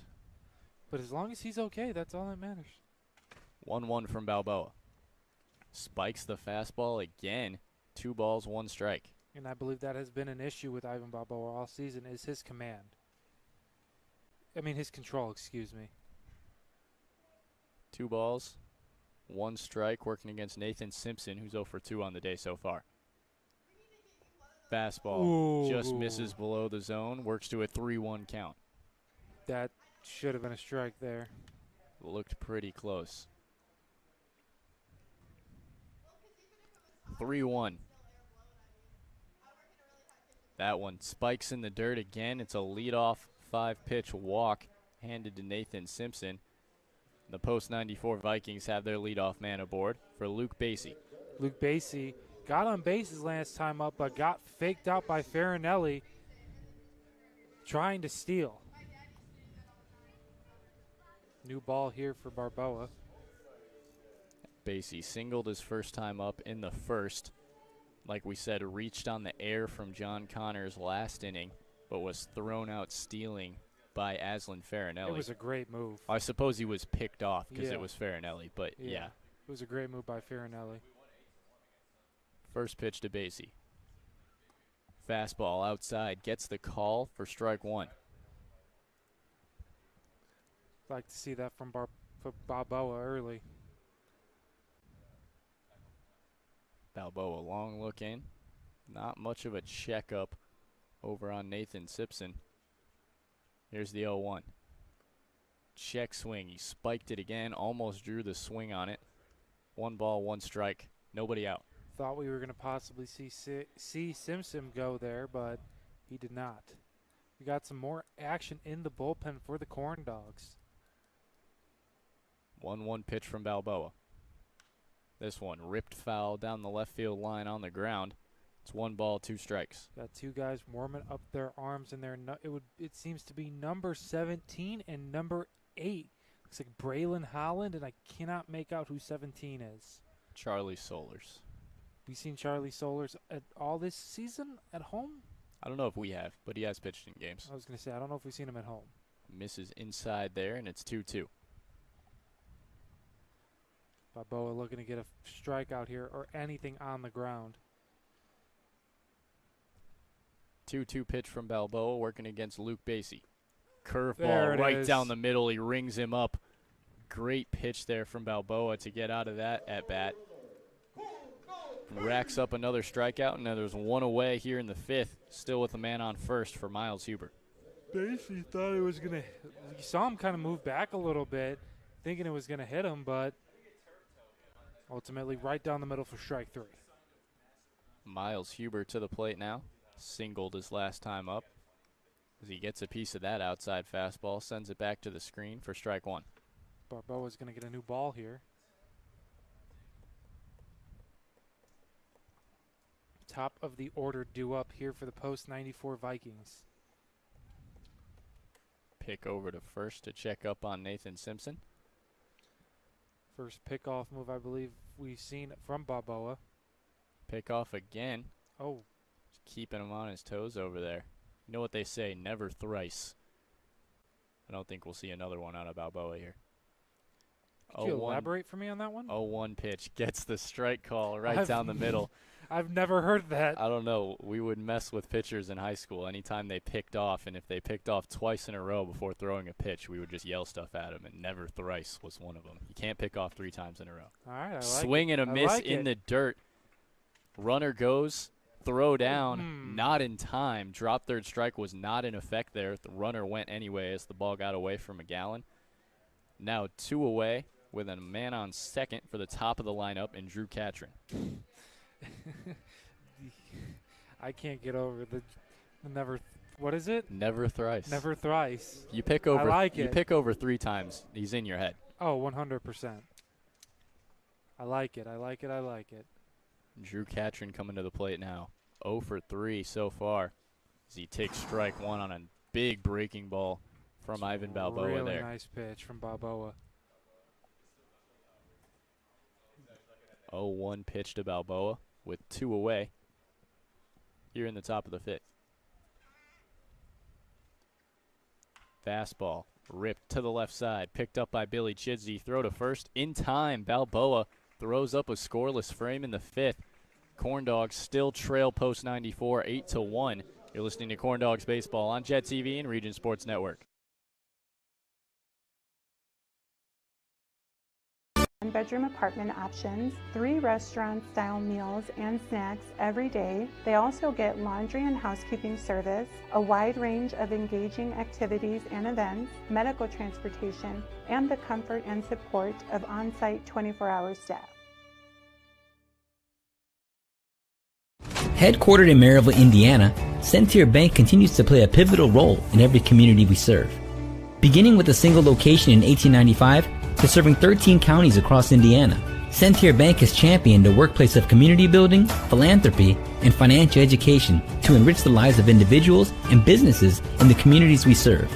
Our promise for a better tomorrow for generations to come is what sets Centier apart. Centier Bank, Indiana's largest private family-owned bank. Armed with a rich history of family ownership and a workforce that's committed to putting people first, Centier Bank fosters a workplace of community building, philanthropy, and financial education. A long-lasting legacy of family ownership dedicated to generations of clients is what sets Centier apart. Trust the integrity, experience, and personal service of Centier, Indiana's largest private family-owned bank. For more information, go to Centier.com. At Strachan Van Til, we believe grocery shopping should be simple. Now, shopping is easier than Northwest Indiana, get ready for exceptional care close to home. U Chicago Medicine Crown Point brings advanced specialty care, including a cancer center, outpatient surgery, and pediatric service, all under one roof. Call 219-407-5500 today. It is going to be Josh McGowan leading off the bottom of the 5th for the Corndogs. Still against Jackson Fronick as he gets ahead of McGowan. 0-1 there on the fastball. Got past Fronick there. It looked like on the throwback. McGowan looking for his first hit of the night. So here's the 0-1 pitch from Fronick. Backdoor curveball bounced to short in the infield. Ferris picks it up, bobbles it. There we go. And Josh McGowan finds himself aboard to lead off the fifth. That was a great piece of hitting there from McGowan to just dribble it and get to first base there. But I was a little distracted there because from the dugout, I was seeing who was warming up in the bullpen, and I just saw one of the guys just nomming on a corn dog in there. And I was like, oh, okay. I was seeing who was warming up for the corn dogs. Let's see if we're going to see him next inning and just seeing one of the hitters nomming on a corn dog. You know, when in Rome. When in Rome. First pitch to Colin Adams, taken, strike one on the curveball from Fronick. We have a pinch runner at first for Josh McGowan. I'm not sure who it is. Might be Jack Salzider. That's who I'm thinking. 0-1 pitch. Ripped foul down the left it field is. line. It is the corn dog bandit. That's who was eating the corn dog. He was just gearing up to go out there and run I know. the bases. You sometimes just need that energy, man. Colin Adams goes down 0-2 to Jackson Fronick. Back against the wall here, trying to get back to his first inning success. Walked his last time up. Takes the fastball outside there for ball one. Colin Adams looking to make up for that center field breaking ankle moment we saw a few innings ago. 1-2. Inside, takes it. 2 balls, 2 strikes. Fronick has a little more trouble, I think, pitching the lefties than he does righties for sure. So far, it hasn't phased him much. No, not at hasn't all. Hasn't hurt him much, at least. He spikes that curveball to work to a full count to Colin Adams. Only letting up 1 run to this man in the box right now. On a tank shot. Hasn't given up a run since, what, the 5th pitch of the game? Yeah, I think so. 3-2, swung on and missed. He gets him on the curveball. Sits Colin Adams down on strikes for the first out of the inning. And you saw he kind of wanted the check swing there, but he just fully committed. That'll bring up Ryder Fernandez. Walked his first time up and flew out to left his second with a man on first here and 1 out. First pitch fouled back to the screen. He just missed that one. Just under it. It's 0-1. If Ryder Fernandez would have got a hold of that, I think that would have gone pretty far. That would have been a very hard line drive. Very hard. I don't know if CT at first base could have stopped that one. 0-1 pitch comes way inside with it. Easy take for ball 1.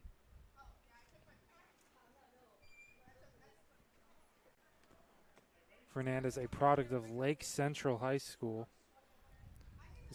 Plays at his collegiate baseball at Purdue Northwest.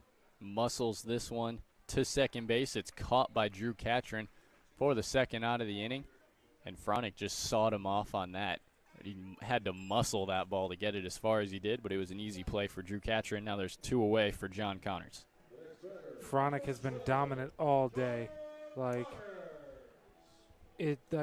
know we keep saying it, but it's just amazing to see. John Connors 1 for 2 on the day with a man on first. Takes the curveball there for strike 1. Would like to see John Connors get on base again here. 0-1 pitch from Fronick, working against his fellow left-hander in Connors. Fastball right down the middle. Check swing. It's taken for strike 2 anyway. And Fronick gets ahead 0-2.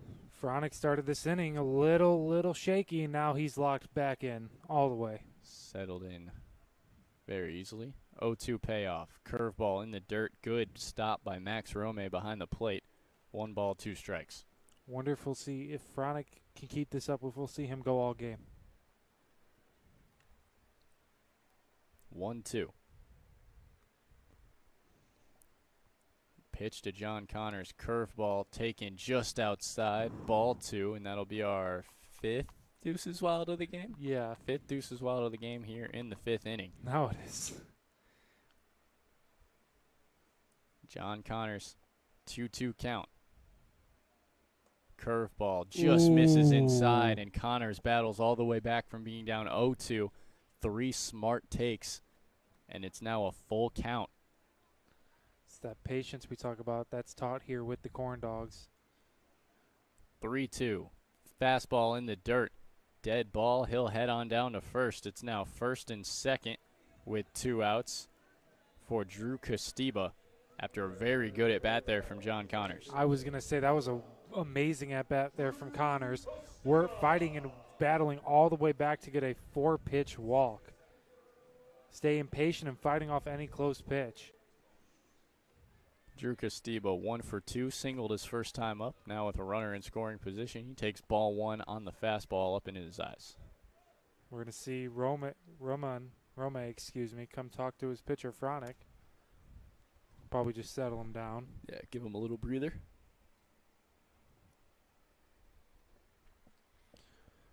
I feel like if Fronick hangs a pitch here, Costiba is going to take him deep. Definitely have seen the power from Drew Costiba so far this season. Has a home run and 4 doubles. He takes strike 1 on the high fastball again there. Nice pitch there from Fronick to battle back after the first pitch ball. Runners on first and second. 1-1 count with 2 outs. This one ripped foul down the left field line, and it's 1-2. Thought that was going to stay fair there. It bounced back into play off the fence. Very hard hit off the bat of Drew Costiba. Joey Kirk going to throw it back in. Oh, nope. It's going to go to the Corndog dugout. Going to see the 1-2 payoff from Jackson Fronick trying to end the 5th inning for the Corndogs and strand 2 on the bags. 1-2. Swung on and missed. Fastball in the dirt. Chased by Drew Costiba for another strikeout for Jackson Fronick. They still lead the Corndogs 8-1, heading to the top of the 6th. You're listening to Corndogs Baseball on Jet TV and Region Sports Network. Is easier than ever with our new and improved website.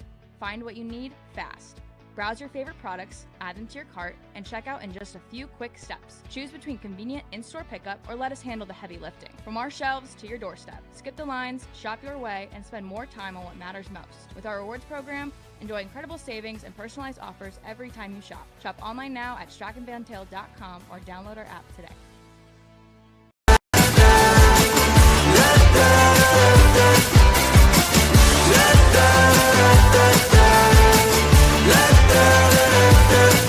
Hold up, now do what you do, get loud, go ahead, get loose, get down to business, tell everyone, nothing's off limits, you can have anything you want.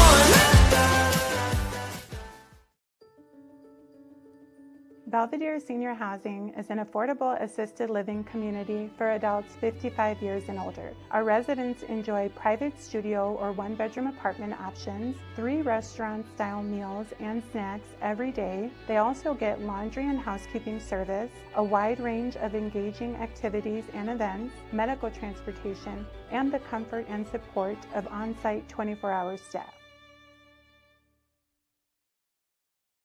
Headquartered in Maryville, Indiana, Centier Bank continues to play a pivotal role in every community we serve.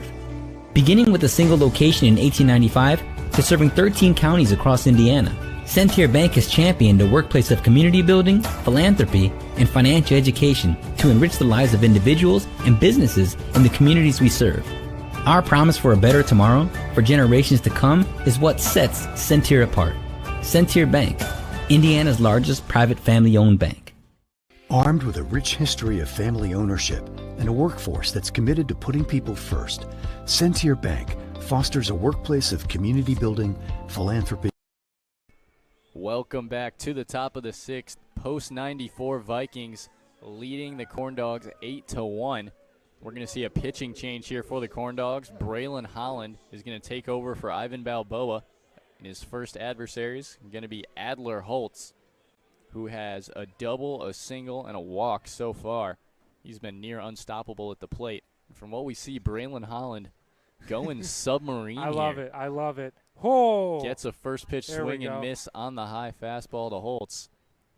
And I don't know if there's many things I enjoy more than watching a sidearm pitcher. It's rare. It's so rare to see. Now, I believe we've seen him pitch once this season, and he didn't pitch like this. Gets the pop-up of Holtz. Drew Castiba under it in right. First out of the inning recorded for Braylon Holland on the pop-up. And he is the first pitcher that's been able to sit down Adler Holtz.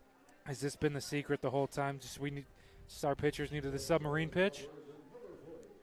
If every single Corndogs pitcher started throwing sidearm, I would be a happy man. Oh, so would I. This has become fun.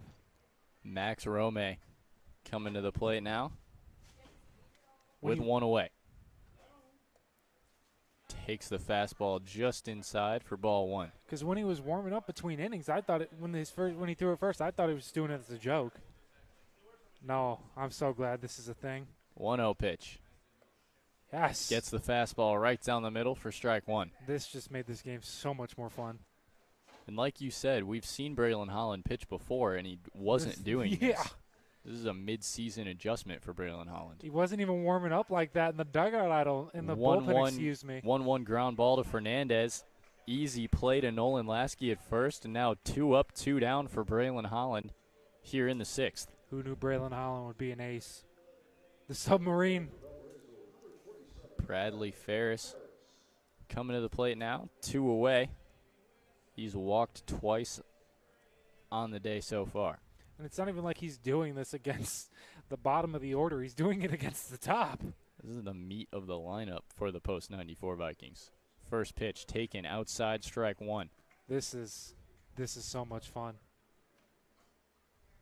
I can't describe to you how I'm feeling right now. I'm so happy. He's just pounding the zone in that sidearm slot. 0-1 pitch. Just misses up and out there. Good take from Bradley Ferris. It's 1-1 with 2 outs. I thought he was honestly going to throw another strike there. I thought that would have been a strike. 1-1 pitch to Ferris. Swung on and missed. Huge swing from Ferris there on the elevated inside fastball. And Holland gets ahead 1-2. Looking to get out of this inning. You saw the helmet fly off, but as I saw out of the corner of my eye, I see another submarine pitcher warming up for the Corndogs, unless he's joking around. That one popped up and out of play. He was. Down the right field line. Don't get my hopes up like that. No, I'm sorry, but I just saw it and I'm like, no way.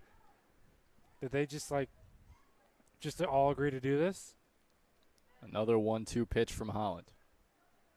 Misses outside again, 2-2, and that'll bring us our 6th deuces wild of the game here in the top of the 6th. Holland taking a minute to settle himself down. Trying to retire Bradley Ferris. Holland telling his catcher to go here.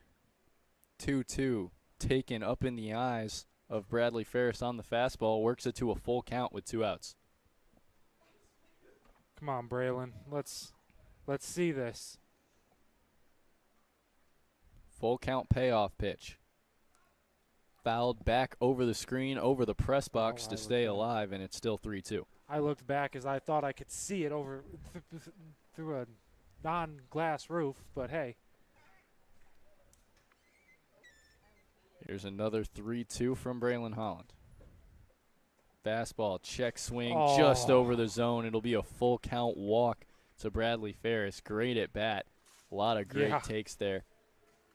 As it'll be 2 out and 1 on for Chad Rusbolt. I would have definitely bid on that fast pitch. I'm not going to lie to you. If I still played baseball and was a hitter, I would have most definitely bid on that. Rusbolt 2 for 3. Had the double in the 4th that cleared the bases for the Vikings. Now with a man on first. Swings through the first pitch fastball from Holland for strike one. I feel like he's had a first pitch strike every hitter so far. This just made my whole night. Takes it just upstairs. Ball one. 1-1 count. Wonder if we're going to see Josh McGowan go out there and talk to his pitcher to settle him down a little bit. 1 ball, 1 strike. 2 away here. Misses up again. And that can be a pretty common problem for a sidearm / submarine pitcher. You're almost throwing the ball up. It's pretty easy to miss high. 2-1 count now for Braylon Holland. Here's the pitch. Check swing. Checks it up, but it's called strike anyway. 2-2 count, and that's our 7th Deuces Wild of the game. 2 in the same inning. Yeah, maybe getting back on track here. Here we go. 2-2 payoff from Braylon Holland. Contact made, popped back over the screen on the right side to stay alive, and it's still 2-2. Bradley Ferris took off there. Holland normally a catcher. We've Yeah. seen him, I think, play, what, third once this season? Seen him play third, seen him pitch in one other appearance. Another 2-2. This one popped up into right. Drew Costiba tracking it. He's underneath it, and he ends the inning. Braylon Holland throws up a 0 in the 6th. Post 94 still lead the Corndogs 8-1. You're listening to Corndogs Baseball on Jet TV and Region Sports Network. And financial education. A long-lasting legacy of family ownership dedicated to generations of clients is what sets Centir apart. Trust the integrity, experience, and personal service of Centir, Indiana's largest private family-owned bank. For more information, go to centir.com. At Strachan Van Til, we believe grocery shopping should be simple. Now, shopping is easier than ever with our new and improved website. Find what you need fast. Browse your favorite products, add them to your cart, and check out in just a few quick steps. Choose between convenient in-store pickup or let us handle the heavy lifting. From our shelves to your doorstep, skip the lines, shop your way, and spend more time on what matters most. With our rewards program, enjoy incredible savings and personalized offers every time you shop. Shop online now at strachanvantil.com or download our app today.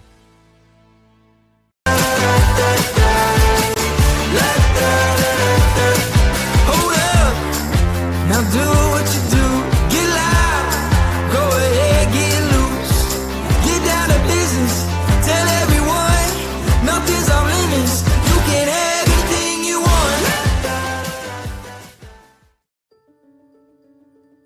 Belvedere Senior Housing is an affordable assisted living community for adults 55 years and older. Our residents enjoy private studio or one-bedroom apartment options, 3 restaurant-style meals and snacks every day. They also get laundry and housekeeping service, a wide range of engaging activities and events, medical transportation, and the comfort and support of on-site 24-hour staff.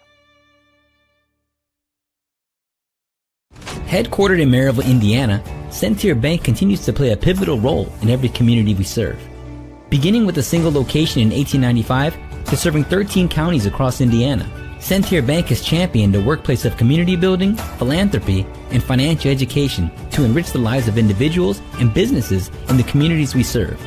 Our promise for a better tomorrow for generations to come is what sets Centir apart. Centir Bank, Indiana's largest private family-owned bank. Armed with a rich history of family ownership and a workforce that's committed to putting people first, Centir Bank fosters a workplace of community building, philanthropy, and Welcome back to the bottom of the 6th. It's going to be Nolan Lasky leading things off for the Corndogs in the bottom of the 6th. There's been a pitching change for the Post 94 Vikings. Jackson Fronick handing the ball off to John Doe. We don't know who this pitcher is for the Post 94. He's another lefty. His first pitch to Nolan Lasky taken upstairs for ball 1. Or if you play MLB The Show and you create a player, their name is Joe Random.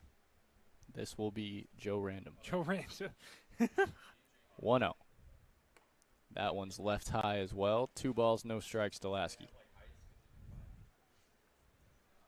I'm surprised. I'm not surprised, but I'm surprised they took out Fronick a little bit. Might have been getting up there in pitch count. Yeah. 2-0. Breaking pitch. Gets the outside to Lasky for strike 1. 2-1.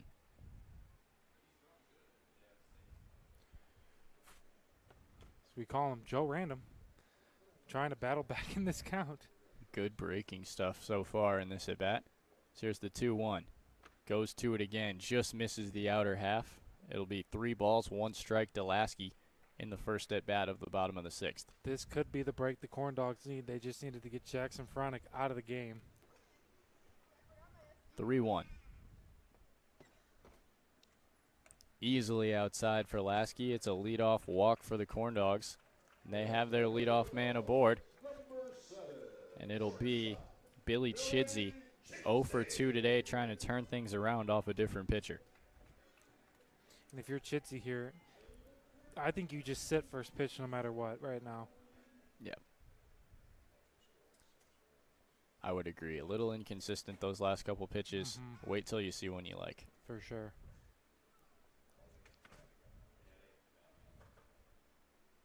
First pitch to him. Breaking ball, drops it in, strike one. Lot of movement, very slow. Trips up Billy Chidsey. He looks at the first strike of the at-bat. It's a beautiful pitch there from Joe. Looping curveball. Yeah. Feel bad calling him random, so I'm just going to call him Joe. 0-1 pitch. Goes back to the outside. Can't quite get it there. 1 ball, 1 strike. Yeah, no, that was a beautiful looping curveball. Like, the off-speed pitches we have seen and watched this season have been disgusting. Like, some of these pitchers are just, wow. 1-1 pitch. Fastball. Goes upstairs with it. Misses upstairs. 2 balls, 1 strike. He seems a little more inconsistent and wild compared to Fronick, though. 2-1 to Billy Chidsey. Easily outside on the fastball. Works to a 3-1 count. Kind of a repeat of last at-bat. And then we got the ever-dangerous Matt. I almost called him Mike. Caught myself, though. Matt Santana on deck. 3-1 pitch to Chidsey. Way outside, past the glove of Max Rome. Back-to-back walks for the Corndogs. There's men on first and second. Nobody out for Matt Santana. Believe we're going to see a pitcher. We're going to see the pitching coach come out and talk to his pitcher here. Just try and settle him down. So we'll be right back. You're listening to Corndogs Baseball on Jet TV and Region Sports Network. And financial education, a long-lasting legacy of family ownership dedicated to generations of clients is what sets Centir apart. Trust the integrity, experience, and personal service of Centir, Indiana's largest private family-owned bank. For more information, go to centir.com. At Strachan Van Til, we believe grocery shopping should be simple. Now, shopping is easier than ever with our new and improved website. Find what you need fast. Browse your favorite products, add them to your cart, and check.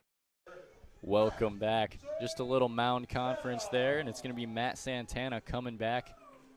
See how the pitcher can settle down here after back-to-back walks handed to Nolan Lasky and Billy Chidsey to start his night in the 6th inning. First pitch to Santana, easily outside to the righty for ball 1. It's the guy you want at the plate right now. Matt Santana. No, I said it right. Thank goodness. You did say it right. Oh, I thought I. Whew. 1 ball, no strikes to Matt Santana. Nice pitch. Takes the off-speed inside, back pick to check up on Chidsey, not in time as Chad Rosebolt wasn't covering the bag.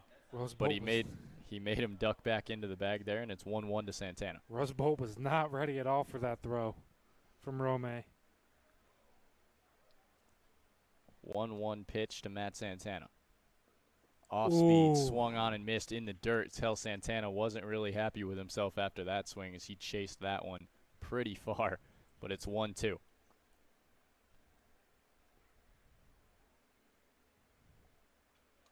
One-two payoff. Off-speed, swung on and missed again. He picks up a strikeout for the first out of the inning of Matt Santana. Now first and second, 1 out for Adam Walters. I feel like we might have jinxed Matt Santana because has he reached base at all today? No. Oh, no.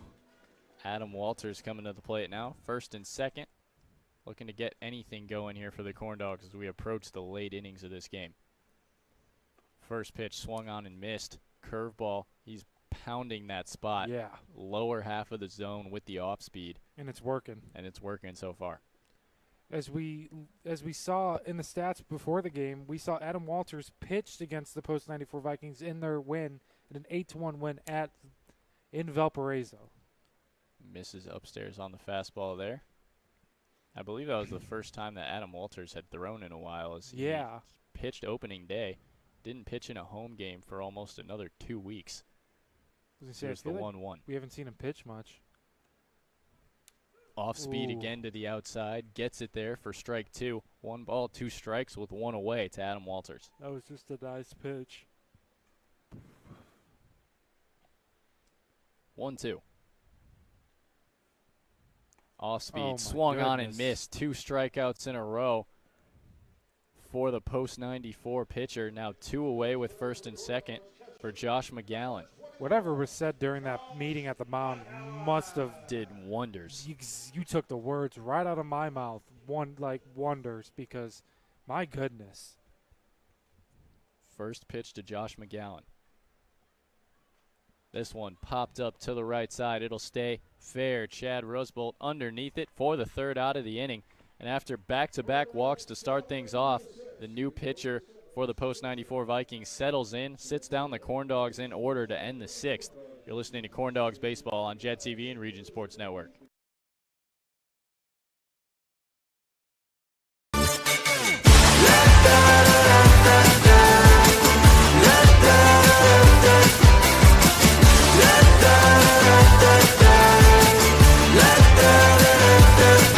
Hold up, now do what you do.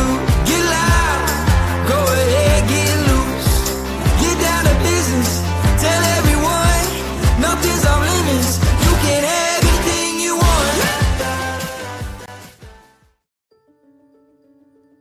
Belvedere Senior Housing is an affordable assisted living community for adults 55 years and older. Our residents enjoy private studio or 1-bedroom apartment options, 3 restaurant-style meals and snacks every day. They also get laundry and housekeeping service, a wide range of engaging activities and events, medical transportation, and the comfort and support of on-site 24-hour staff. Headquartered in Maryville, Indiana, Centier Bank continues to play a pivotal role in every community we serve. Beginning with a single location in 1895 to serving 13 counties across Indiana, Centier Bank has championed a workplace of community building, philanthropy, and financial education to enrich the lives of individuals and businesses in the communities we serve. Our promise for a better tomorrow for generations to come is what sets Centier apart. Centier Bank, Indiana's largest private family-owned bank. Armed with a rich history of family ownership and a workforce that's committed to putting people first, Centier Bank fosters a workplace of community building, philanthropy, and financial education. A long-lasting legacy of family ownership dedicated to generations of clients is what sets Centier apart. Trust the integrity, experience, and personal service of Centier, Indiana's largest private family-owned bank. For more Welcome back to the top of the 7th. We're going to see another pitching change for the Corndogs. Charlie Solers is going to take over on the mound after 1 inning of scoreless work from Braylon Holland. The first batter he will face is going to be Joey Kirk, left fielder today for the Post 94 Vikings. This is the first time we've seen Solers at home all season. Pitched in a couple of away games, as Tate told me. Because he frequently goes to him, correct? Yeah. First pitch to him, fouled off down the left field line. Big swing on the fastball from Kirk, but it's strike 1. Kirk fouls it back with some force. Gets ahead there. 0-1 pitch. Not sure what the umpire was saying there. No, I'm a little confused about what just happened. Was he waiting for Simpson to get back in the on-deck circle? Yeah, I don't know. 0-1 pitch to Kirk. Fastball taken outside. Good pitch there on the corner for strike 2. A little disappointed we don't get to see Farinelli pitch some more. Braylon Holland. Excuse me. Yep. Gosh. Farinelli was the starter. Braylon Holland. 0-2. Backdoor curveball swung on and missed. What a first at bat for Charlie Solers, striking out Kirk on 3 pitches for the first out of the inning. Disgusting. Charlie Solers is a mouthful, though. I will say that. Nathan Simpson coming to the plate now. This lineup from 1 to 9 has been dangerous today. They've all been on base, I believe, besides the leadoff hitter, funny enough.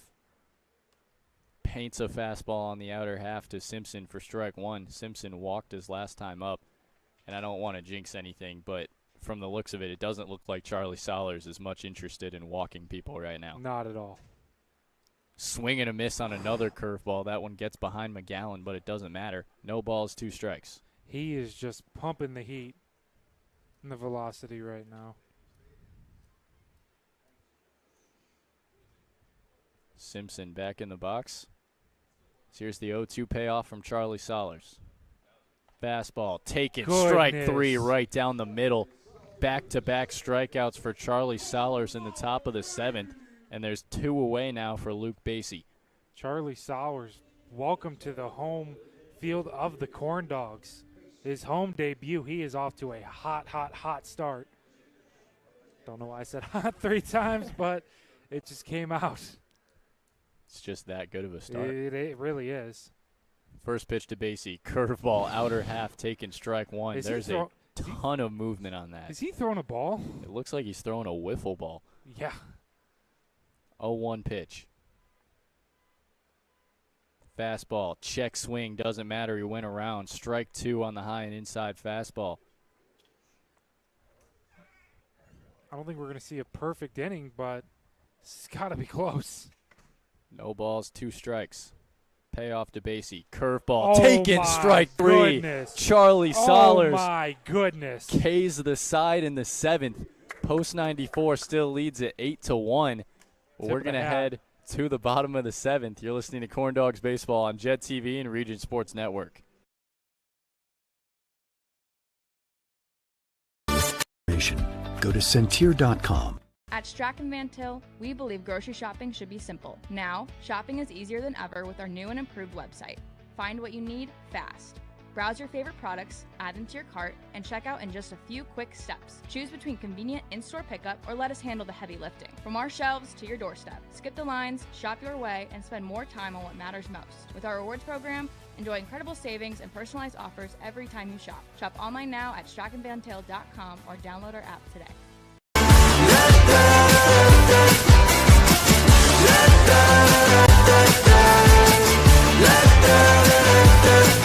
Hold up, now do what you do. Get loud, go ahead, get loose. Get down to business, tell everyone nothing's off limits. You can have anything you want.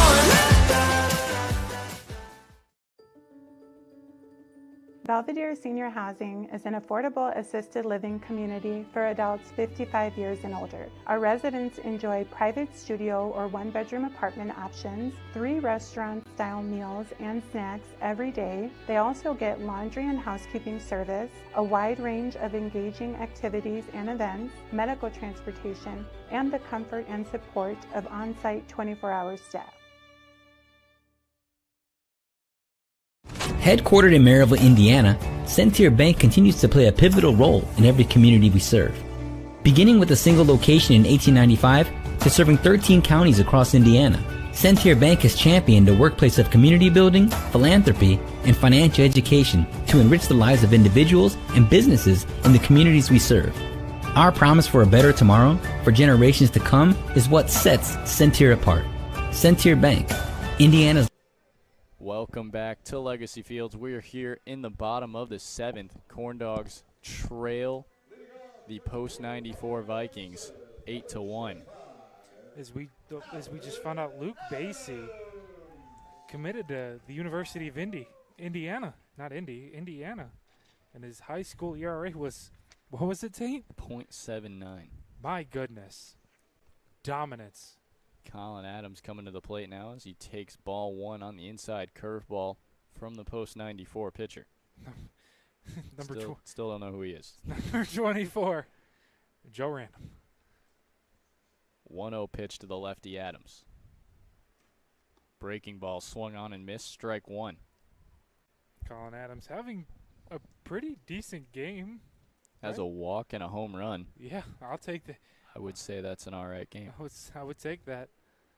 Lead for player of the game for the Corndogs. 1-1 pitch, curveball, gets away from him, ends up behind Colin Adams, and it's 2 balls, 1 strike. I'd say that was unintentional there. Yeah, 100. I don't think there's any reason for people No. to be throwing at each other in this game. Yeah, it's 8-1. And if there was, I'd be really confused. 2 balls, 1 strike now working against Colin Adams. The pitch, fastball taken just high for ball 3. 3 balls, 1 strike. These lefty pitchers are having a tough time going against these lefty hitters today. 3-1 pitch to Colin Adams. Curveball easily taken high and outside. It's a leadoff walk for Colin Adams. That's what you want right now. You're at the top of the order. Any way that you can get on base anywhere in the Corndogs lineup is exactly what you need right now. Yeah.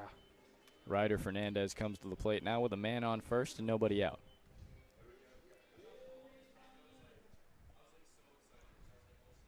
First pitch to him. Takes that one high, ball 1 on the fastball. If you're Ryder Fernandez here, just sit on it. Just sit on everything. You haven't seen a strike in what? How That many? was the fourth ball in a row. I was gonna say, yeah, 4 pitches. 1-0 pitch. Gets Oh. the bottom of the zone there for strike 1. I'd say some of those other called balls were closer than that one, but hey, I'm not an umpire. 1-1 pitch. Picked to first. Not in time. And it gets Oh. behind the first baseman, Colin Chad Adams is going Rusbolt. to go to Colin 3. Adams, ton of speed. That he goes is- first to third on the Oh pickoff my overthrow. Goodness. And he was moving. What an athlete. No wonder he plays center field. I would be interested to know what the time was from the time that he got up and started running till the time he slid into third. I didn't know we had our own PCA. Like, oh my good. That was awesome. 1 ball, 1 strike now with a man on third and nobody out. All of a sudden, Ryder Fernandez has a man in scoring position. This is what we need this is what they need. That one taken Ooh. high as well. Ball 2. I thought he was going to pull the trigger there for a second. Really glad he didn't, though. That's a tough pitch to hit. Yeah. 2 balls, 1 strike. Pitch to Fernandez. Ooh. Swung on, fouled back to the screen. He just missed it and got a piece of it. 2 balls, 2 strikes, 1 away. If he would have barreled that up, that would have gone a long way. Got just underneath it, sent it back to the screen. But, yeah, that was almost completely squared up. Yeah. 2-2 payoff now for the post-94 pitcher, number 24. I feel so bad. Pitch, curveball, Oh. fouled back over the screen again. He stays 2-2. Fernandez seeing it well right now. Just needs to straighten it out. He's tracking the breaking pitches good. Great. Just needs to get a little bit more of a piece of it. Might see another couple Corndog bandits now in the Valpo dugout. 2-2. In the dirt, easily, ball 3, and he works it to a full count with a man on third and 1 away. Saw him stop Colin Adams there from running home. Good block behind the plate by Max Rume. Now another 3-2 pitch. Swung on Ooh. and missed. Elevated fastball, and he bit on it. That was a great pitch. Swung through for the second out of the inning. That was a great pitch. Man on third and 2 outs. The 1 out, for John Connors. John Connors having an honestly really good game, comparably to some of this other half of the lineup. Single and a walk so far. Runner in scoring position, anything to the outfield gets the job done with the Yeah. speed that we've seen from Colin Adams. So he takes ball 1 there. Or honestly, maybe hitting the infield, Yeah. depending on where it's hit, though. Yeah, softly hit ground ball could score Colin Adams from third. Because that was impressive. 1-0, taken easily up and out to Connors for 2-0. John Connors made a little made an error there at third earlier on the transition to try and throw the ball, and he's looking to make up for it here. 2-0 pitch. Fastball takes it Ooh. outside, strike one. Far on that outside corner. It was a little shocking there that he got that call. 2 balls, 1 strike now for John Connors. Ooh. Way up and in the eyes. Connors almost expected that to curve, and it just never did. It kept coming at his face. Ducked out of the way, and it's 3-1. Thank goodness he ducks.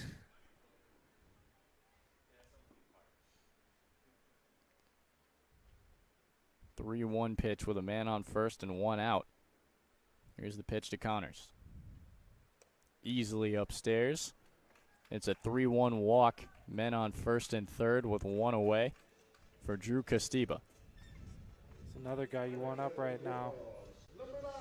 Could easily bring home Colin Adams if it hits far enough in the gap, but also the speed on John Connors. He could get from first to third. Faster than you would think. A lot faster than you would think. Same thing with Nolan Lasky. They are big men, but they can run. First pitch to Castiba, taken outside, ball 1 on the off speed. Everybody in this lineup is relatively fast, excuse me. Very versatile. 1-0 pitch. Ooh. Off speed, taken high and inside. 2 balls, no strikes. As you saw, the post 94 pitcher a little frustrated there as he snatched the ball on the throwback. So here's the 2-0. Deep breath from the pitcher. Unleashes strike 1 on a swing and miss curveball. Low in the zone to Castiba. 2 balls, 1 strike. That deep breath really helped there, honestly. It really did. Calmed him down a little bit. Yeah. Sometimes it's all you need on the pitcher's mound. 2-1 pitch now. Fastball outside. Good frame, but can't get the call. It's 3 balls, 1 strike. Castiba's, if it's close, I could see him swinging, but if it's not close, I would just take it. 3-1 pitch. Leaves it upstairs again. Very easy take for Castiba.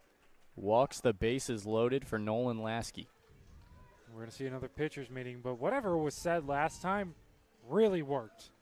Yeah, we saw him come back, sit down 3 batters in a row after his last mound meeting. Wondering if we're going to get a new pitcher or just another meeting. And if you did not know, it is country night here at the Lake County Corndog game. Been rocking country tunes all night long. A lot of cowboy hats, a lot of cowgirl hats. It's been a fun night. I initially did have a cowboy hat on. Unfortunately, I couldn't wear it with the headset. So No, we tried. We both tried. there was an attempt made. And just Cornelius dancing down there. A little bit of line dancing. Land dancing down there was Cornelius. Didn't know he had moves like that. Did not know he had moves like that either. Who knew a corn dog could line dance? This is the type of fun you have here at the Corn Dog Games. 1 out, bases loaded in a huge spot here for Nolan Lasky and the Corndogs.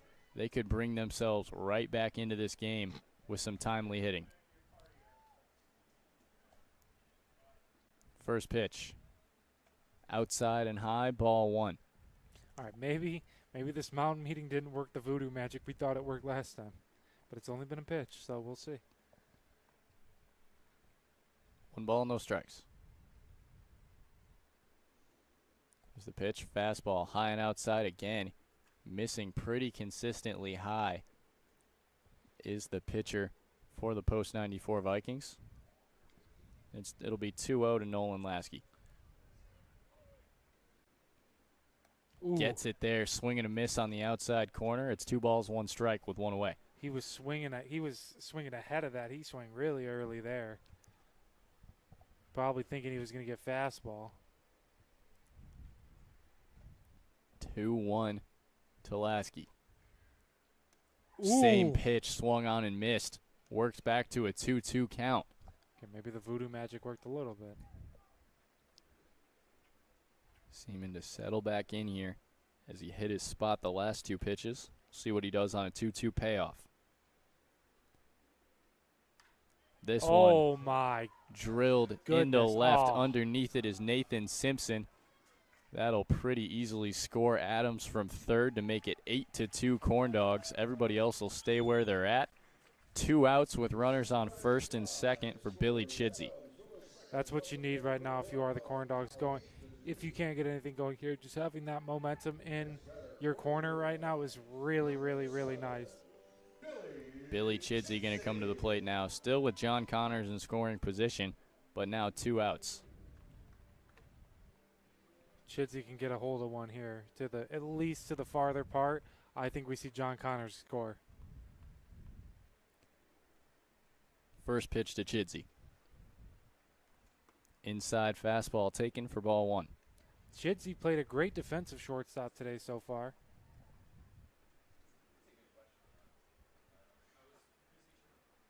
Here's the 1-0 pitch. Checking up on his runners a little more now. Easily high on the fastball, and it's 2 balls, no strikes. Did not break. That did not break where he wanted it to.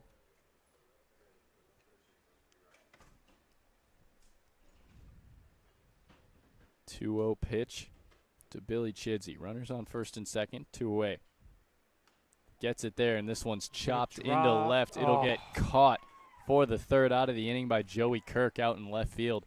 Corndogs played another one. They still trail 8-2. You're listening to Corndogs Baseball on Jet TV and Region Sports Network. Just private family-owned bank.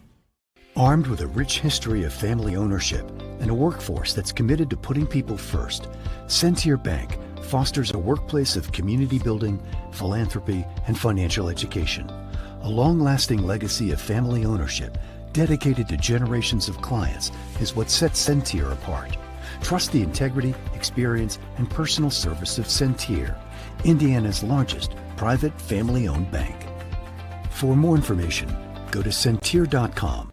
At Strachan Van Til, we believe grocery shopping should be simple. Now, shopping is easier than ever with our new and improved website. Find what you need fast. Browse your favorite products, add them to your cart, and check out in just a few quick steps. Choose between convenient in-store pickup or let us handle the heavy lifting. From our shelves to your doorstep. Skip the lines, shop your way, and spend more time on what matters most. With our rewards program, enjoy incredible savings and personalized offers every time you shop. Shop online now at strachanvantail.com or download our app today.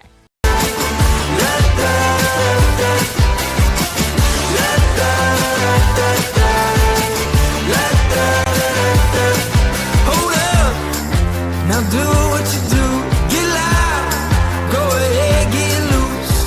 Get down to business, tell everyone nothing's off limits. You can have anything you want.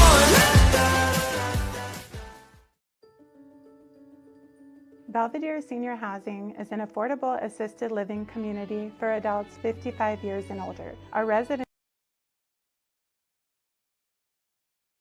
Welcome back to Legacy Fields. We're here in the top of the 8th, and it's going to be Miles Huber, the 9-hitter for the post-94 Vikings, leading things off against Charlie Solers after his 1-2-3 inning with 3 strikeouts in the 7th.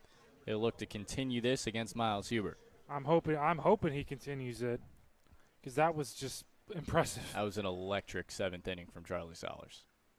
First pitch to Huber. Fastball painted outside, strike 1. It was a nice pitch. I don't think he's thrown a ball, at all yet. I don't know that he has. I think he was 1 pitch off the immaculate inning. Me too. Got a pitch fouled off of him. But, yeah, I don't know that he's thrown a ball yet either. This one popped up straight up on the infield. Chidsey underneath it on second base. He makes the catch for the first out of the inning. 4 straight outs here for Charlie Solers. What a home debut for him. Coming into not such a great spot and just absolutely shoving. Drew Catron coming to the plate now. 0 for 4 so far. Charlie Solers going to look to keep it that way with 1 away in the 8th.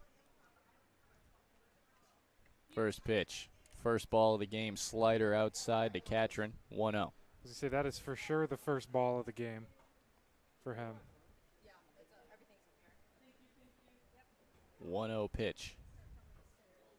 Ooh. Slider, very sharp, Misses inside. 2 balls, no strikes. Did we just jinx him? There was an out made before. I don't Hopefully. think that's considered a jinx. Hopefully. Yeah.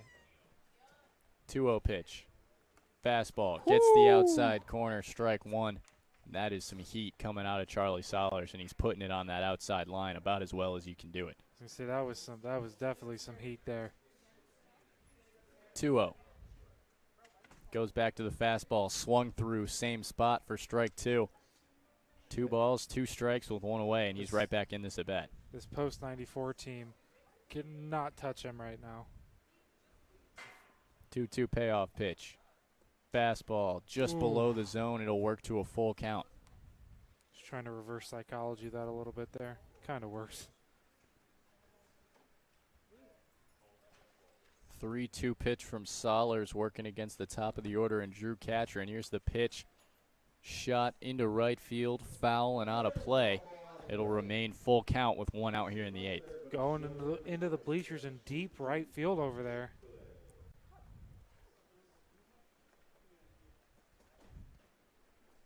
Another 3-2 pitch from Solers.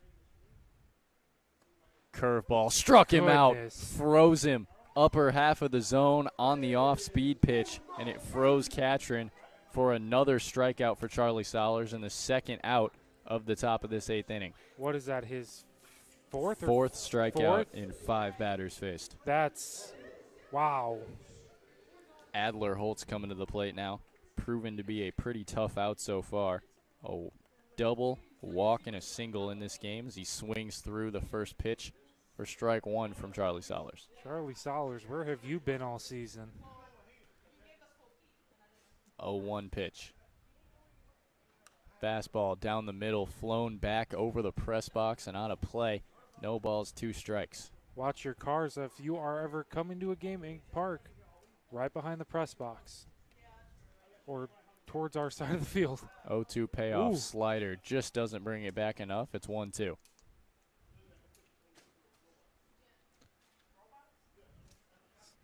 Come on, Charlie. Set him down 1-2-3 again. Here's the 1-2 pitch. Slider swung on and missed. Throw down to first from McGowan on the drop. Third strike. Overthrows Nolan Lasky.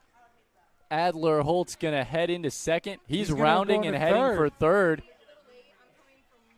And that's a stand-up, basically a stand-up triple for Adler Holtz after Charlie Solers struck him out. Josh McGowan just airmailed that throw into right field. Now a man on third with 2 outs on the strikeout from Charlie Solers, and that's just so weird to say. Yeah, that's something you really never see. That'll bring up Max Rome with 2 away and a man on third base. This one drilled into right. It's going to be caught by Drew Castillo. No, it got down. He had it, couldn't main contact through the ground. Adler Holtz will score, and Max Rome will end up on second base. And I thought that was an amazing catch by Drew Castillo. Just couldn't survive contact with the ground. And it's going to be 9-2 post 94. Oh my goodness, that was a great effort. Running straight back, jumped, turned, found it, and it was in his glove, and it popped out when he hit the ground. And that was very close to being a highlight reel type of play for Drew Castillo. A lot of highlight reel plays this year, but that would have taken the cake 100%. Bradley Ferris now misses the first pitch outside for ball 1. Man, we could have been out of this inning twice now. Wow, the baseball gods are not on our side today. 1-0 pitch. Charlie Solers, slider, swing and a miss for strike 1. I really thought he caught that for a second. Well, he did. He did. He had it for a solid half second before he hit the ground. 1-1 pitch from Solers. Fastball swung through, high heat. 1-2 now with 2 away.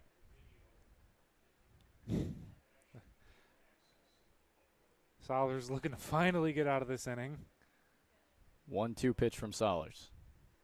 He goes fastball, swung on and missed. Solers says, I'll do it myself. Strikes out 3 in the top of the 8th. gives up a unearned run. It'll be 9-2 post 94, heading to the bottom of the 8th. You're listening to Corndogs Baseball on Jet TV and Region Sports Network.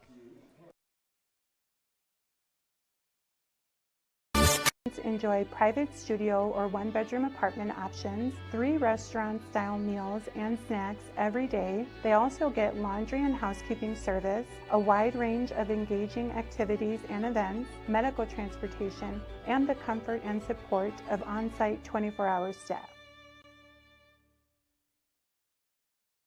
Headquartered in Maryville, Indiana, Centier Bank continues to play a pivotal role in every community we serve. Beginning with a single location in 1895 to serving 13 counties across Indiana, Centier Bank has championed a workplace of community building, philanthropy, and financial education to enrich the lives of individuals and businesses in the communities we serve. Our promise for a better tomorrow for generations to come is what sets Centier apart. Centier Bank, Indiana's largest private family-owned bank. Armed with a rich history of family ownership and a workforce that's committed to putting people first, Centier Bank fosters a workplace of community building, philanthropy, and financial education. A long-lasting legacy of family ownership dedicated to generations of clients is what sets Centier apart. Trust the integrity, experience, and personal service of Centier, Indiana's largest private family-owned bank. For more information, go to Centier.com. At Strachan Van Til, we believe grocery shopping should be simple. Now, shopping is easier than ever with our new and improved website. Find what you need fast. Browse your favorite products, add them to your cart, and check out in just a few quick steps. Choose between convenient in-store pickup or let us handle the heavy lifting. From our shelves to your doorstep, skip the lines, shop your way, and spend more time on what matters most. With our rewards program, enjoy incredible savings and personalized offers every time you shop. Shop online now at strachanvantil.com or download our app today.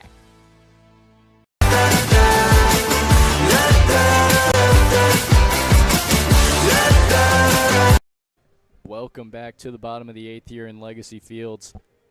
Post 94 Vikings lead the Corndogs 9-2, and we're going to see a pitching change here. Joey Kirk is going to take over on the mound for the Post 94 Vikings.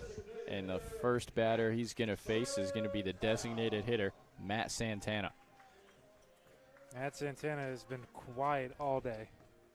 Corndogs desperately need to get something going here. Down 7 runs in their second to last at bats. It's the first pitch, dropped in curveball perfectly for strike 1 on Santana. That was a really nice pitch. 0-1 from Joey Kirk. Goes back to the curveball, misses just low with it. 1-1 count. Kirk played left, started in left, and now has came into pitch, and we do not know who moved to left field, but when we find out, we will let you know. Fastball misses outside, 2 balls, 1 strike. Kirk throws righty, bats lefty. So here's the 2-1 pitch. Oh! Broken bat. Santana just let go of it as he fouled that one out of play down the right field line, and it's 2-2. The bat slipping out of his hands. Sent it back towards the Corndogs dugout. I thought it was going to land in there. Something you never want to see happen. Joey Kirk gets ahead 2-2 on Santana. Here's the payoff. This one laced into center. Nathan Simpson is going to let it drop in front of him, and it's a base hit single for Matt Santana to start off the 8th. Not what I thought was going to happen. I thought that ball was going to carry a lot further than it did, but it drops in for a single to start the 8th. Adam Walters coming to the plate now with a man on first. He's 0 for 3 today, trying to turn things around and get a rally going here for the Corndogs. Would love to see that. 0-0 pitch. Spiked fastball outside for ball 1. Walters also doubles as a pitcher, as we said earlier, so he knows the zone pretty well. He can navigate it. 1-0 pitch. Popped into right. This one's going to get foul and out of play. We'll move to a 1-1 count with nobody out.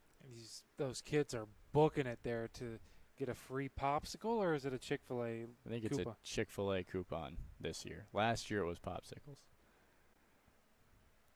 1-1 pitch from Kirk. Swung on and missed. Big breaking ball to the outer half. 1-2. It's a really nice pitch from Joey Kirk. 1 ball, 2 strikes.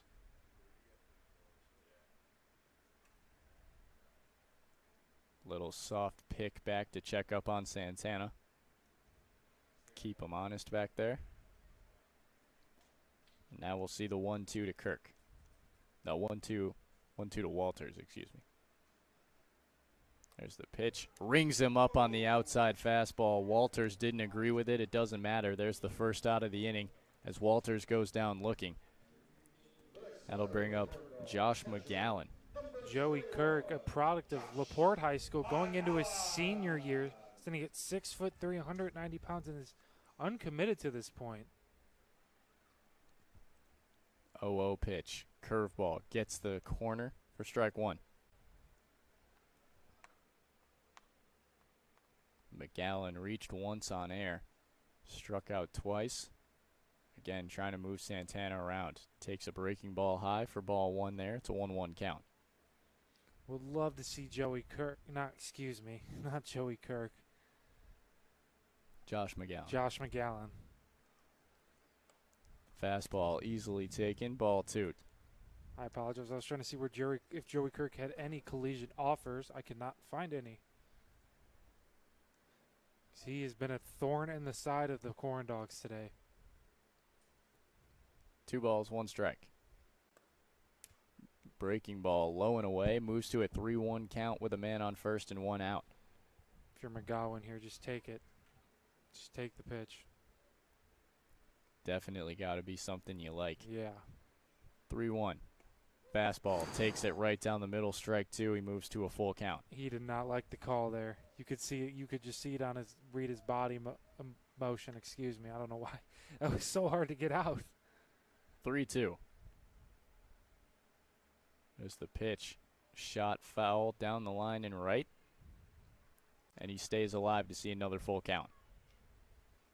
Believe that could have possibly gotten onto the other field here at Legacy. 3-2 pitch from Joey Kirk. Breaking ball grounded up the middle. This could be trouble. 6-4-3. Double play to get out of the inning for the post-94 Vikings in the 8th. They still lead the Corndogs 9-2. You're listening to Corndogs Baseball on Jet TV and Region Sports Network.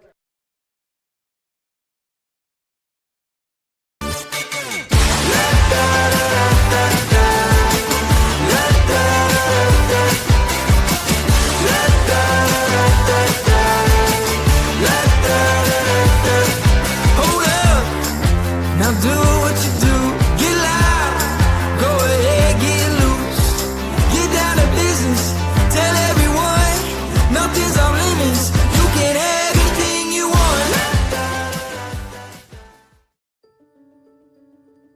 Belvedere Senior Housing is an affordable assisted living community for adults 55 years and older. Our residents enjoy private studio or one-bedroom apartment options, 3 restaurant-style meals and snacks every day. They also get laundry and housekeeping service, a wide range of engaging activities and events, medical transportation, and the comfort and support of on-site 24-hour staff.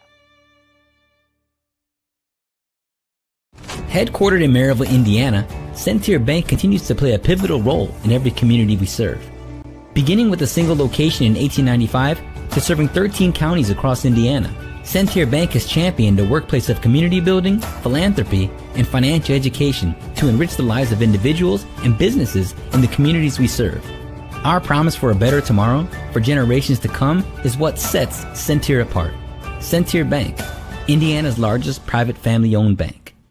Armed with a rich history of family ownership and a workforce that's committed to putting people first, Centier Bank fosters a workplace of community building, philanthropy, and financial education. A long-lasting legacy of family ownership dedicated to... Welcome back to Legacy Fields. Post-94 Vikings lead the Lake County Corndogs 9-2 heading into the top of the 9th. Charlie Soller is going to go back out there for his 3rd inning of work. He's going to face off Chad Rusbolt, leading off the 9th for the Vikings. CT. CT. First pitch fouled back into the catcher, Josh McGowan, for strike one. A big thank you to head coach Ryan Throxell for having his lineup ready immediately today. We really appreciate that. No balls, one strike. Pitch from Charlie Solers. Fastball painted outside. Can't do it any better. 0-2. Yeah, like you said, sometimes we get a little rushed around here getting lineups put together. Coach Troxel was on it today. Appreciate you, Coach. 0-2. Slider, great check swing from CT. From CT there, as that was a very good breaking ball. Tough to lay off of, but he 100%. Did it. 1-2. Fastball spiked in the dirt. Moves to a 2-2 count, and it looks like you just tried to overthrow that one. Yeah. Umpire might have got hit. Takes a little walk behind home plate. McGowan's going to go. Oh, never mind. Thought he was going to go out and have a chat with Solers. He was just throwing him the ball. So did I. The post-94 Vikings playing a little hacky sack in the dugout, or they were for a few minutes. It's a skill I can't say that I possess. No, me neither. It's a very, hard skill to master, I think. 2-2 leaves the fastball up. 3-2. Another competitive pitch from Charlie Solers that Rusbolt just has no problem laying off of. He works it to a full count after being down 3-2. These teams are so comparable. Sliders got him looking beautiful. Took something off that one, did Charlie Solers, to pick up yet another strikeout. And he gets the first out of the inning after working to a full count. And I think this is arguably one of the best pitching performances we've seen all season from one of the Corndog pitchers, and Charlie Solers. The pitcher now, Joey Kirk, started the game in left on the mound for the on the mound for the post 94 in the 8th. Coming to the plate now as he pops up to left field on the first pitch. Adam Walters underneath it, makes the catch for the second out of the inning. And that one takes a little less strain, puts a little less strain on you for Charlie Solers. One pitch, one out after working that full count strikeout. That'll bring up Nathan Simpson with 2 away in the 9th. I feel like we haven't seen much out of Nathan Simpson today. Just a walk in the 5th. One of the only post 94 hitters to get on base once. Squares around a bunt. Pulls it back and leaves it inside for ball 1. A bunt with two outs. It's an interesting call. Interesting decision. 1-0. Fastball swung through right down the middle. Was really late on that swing. Heat out of the arm of Charlie Solers, Yeah. as we've seen in his first 2 innings of work. 1-1 pitch. Ooh. Gets a piece of Nathan Simpson. Gets a big piece of Nathan Simpson. Squared him up in the back. Takes it like a champ, and he'll head on down to first base with 2 away in the 9th. And that was really the first sign of a weakness that we've seen from Charlie Solers. Yeah. He took it like a champ, like you said. I've been hit like that. It hurts. That's a hard fastball, and he took it right between his back numbers. Doesn't even got to rub some dirt in it. He'll be good. And that'll bring up the IU commit, Luke Basie. First pitch. Check swing on the slider. He went around. Strike 1.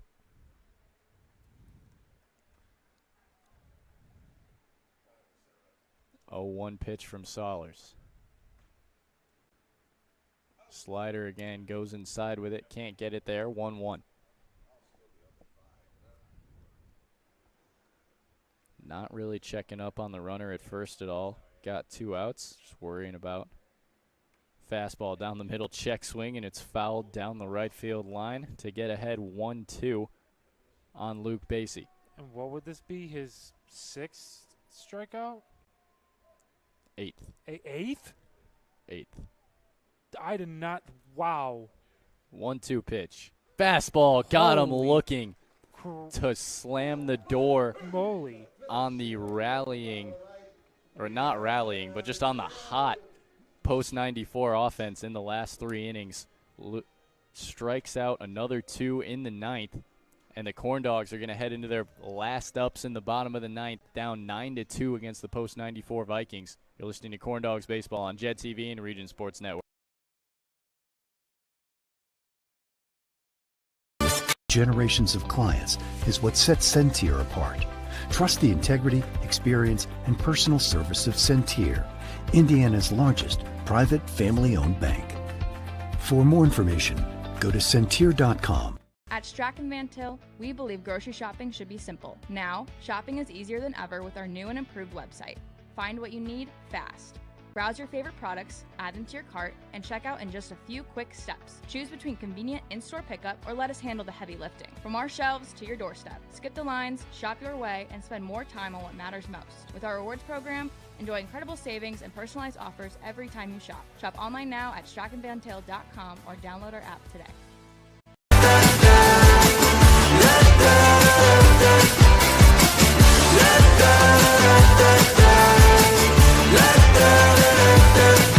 Hold up, now do what you do. Get loud, go ahead, get loose. Get down to business, tell everyone nothing's off limits. You can have anything you want.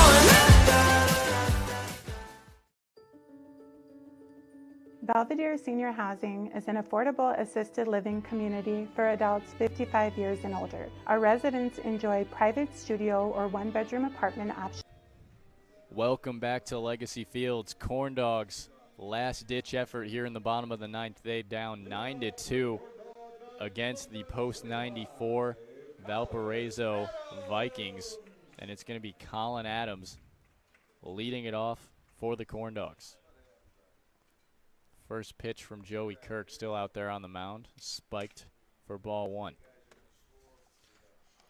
Corndogs looking to get some late rally action going here. 1 ball, no strikes. Here's the pitch. Just misses the outer corners. That was a good pitch from Joey Kirk. 2 balls, no strikes. You got the ever-patient Colin Adams up at the plate. 2-0. Misses upstairs. 3 balls, no strikes. You're Colin Adams here. Just take it. You Yeah. got nothing to worry about. You got no strikes. Just sit on this. 3-0 pitch. This should be a fastball right down the middle. He gets it there. Ooh, 3-1. he about threw his bat to go down the line. Not quite right down the middle, but in the strike zone. As Colin Adams thought he could have had a walk there. Now it's 3-1. Way inside on Adams, and it's a leadoff walk in the ninth. That's ball 4. All right, that'll bring up Ryder Fernandez with a man on first. Nobody out here in the ninth. And any way on if you're Ryder Fernandez, just to keep the line moving for the Corndogs. Yeah. As they have a lot of work to do in this ninth inning. Spiked fastball gets by. Ryder Fernandez will cruise into second uncontested, and it's 1-0. Thought we were going to see Adams possibly turn there and just try to trick the catcher into thinking he was going to third, but he just straight up stayed at second, and I can respect that. But man, does he got some speed on him. 1-0 to Fernandez, and the double play ball is no longer in play. Fastball outside. It's 2 balls, no strikes to Fernandez. Joey Kirk struggling a little bit this half of the inning. Didn't see much command issues in his first inning of work. Paints the outside corner there, 2-1. Both pitchers that we've seen in the late innings of this game, Joey Kirk and Charlie Solers, when they're on, they've been living with the fastball to that outside corner. Yeah. So this one punched into right That's center. gonna It's going to get down Yep. for a base hit. Ryder Fernandez is going to be given the red light at third base, and it'll be a no-out single for Ryder Fernandez. It's now going to be first and third. Nobody out for John Connors. Thought we would have seen Colin Adams score there when when the center fielder missed the ball there. Didn't get the best jump as he probably couldn't tell whether or not that ball was going to drop. Coach Heisman held him up at third. First and third now with nobody out. It's a very fitting walk-up song for John Connors, I feel.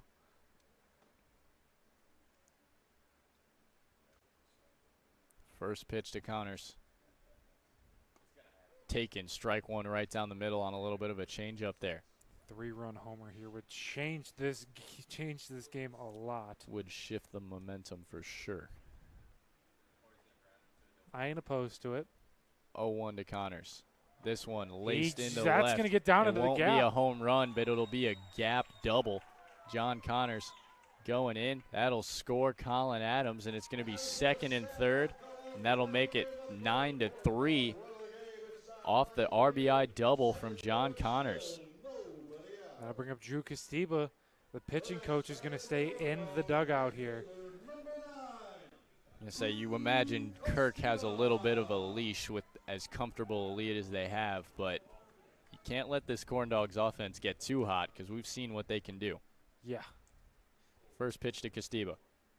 Taken. Strike one right down the middle. And that lineup right now is eating to get up at the plate right now. And Drew Castiba is one of the guys you want at the plate right now. 0-1. Swing and a Ooh. miss. Big curveball in the dirt to go down 0-2. Swinging for the fences there. Swinging for the fences, and the ball just disappeared out of the hand of Joey Kirk. Now ahead 0-2 on Castiba with nobody out. Runners on second and third. Payoff pitch. Ooh. Oh, gets Castiba in the helmet. That's going to be bases loaded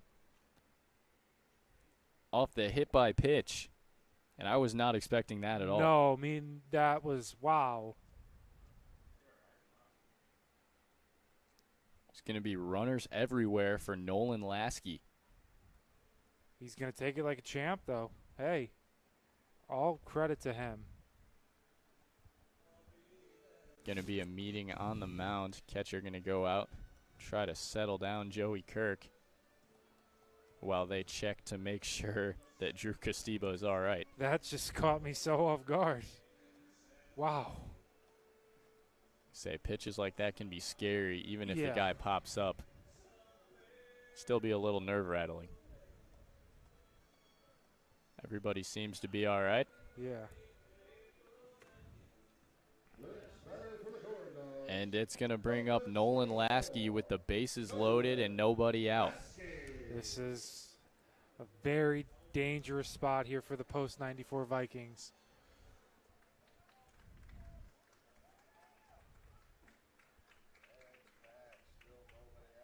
Joey Kirk back to his windup with the bases loaded. First pitch just misses the outside corner with the fastball. He goes down 1-0 to Lasky.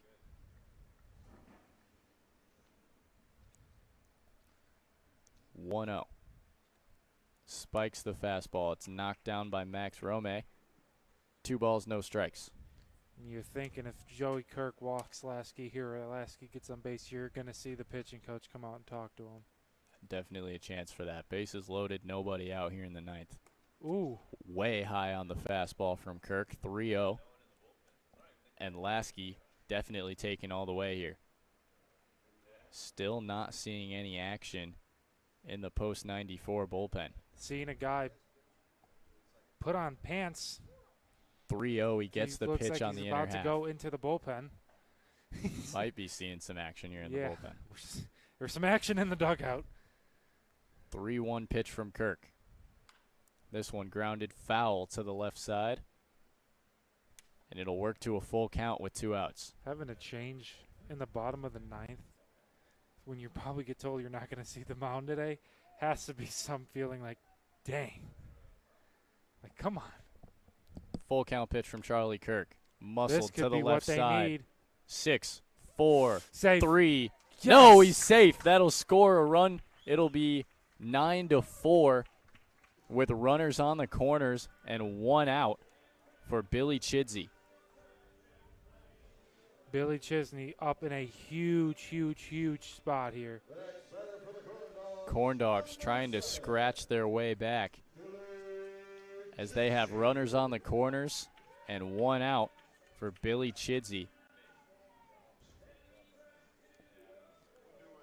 Umpires conversing.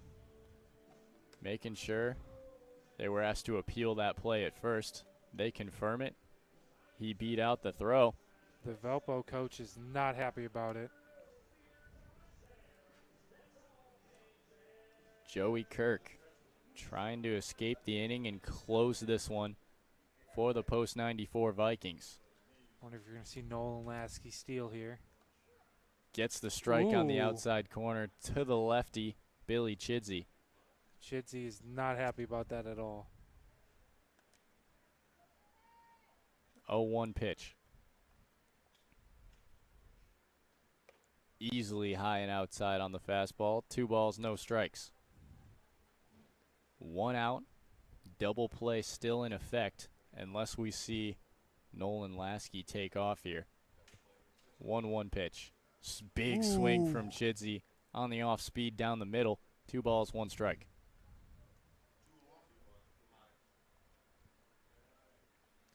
Chidsey swinging for the fences there.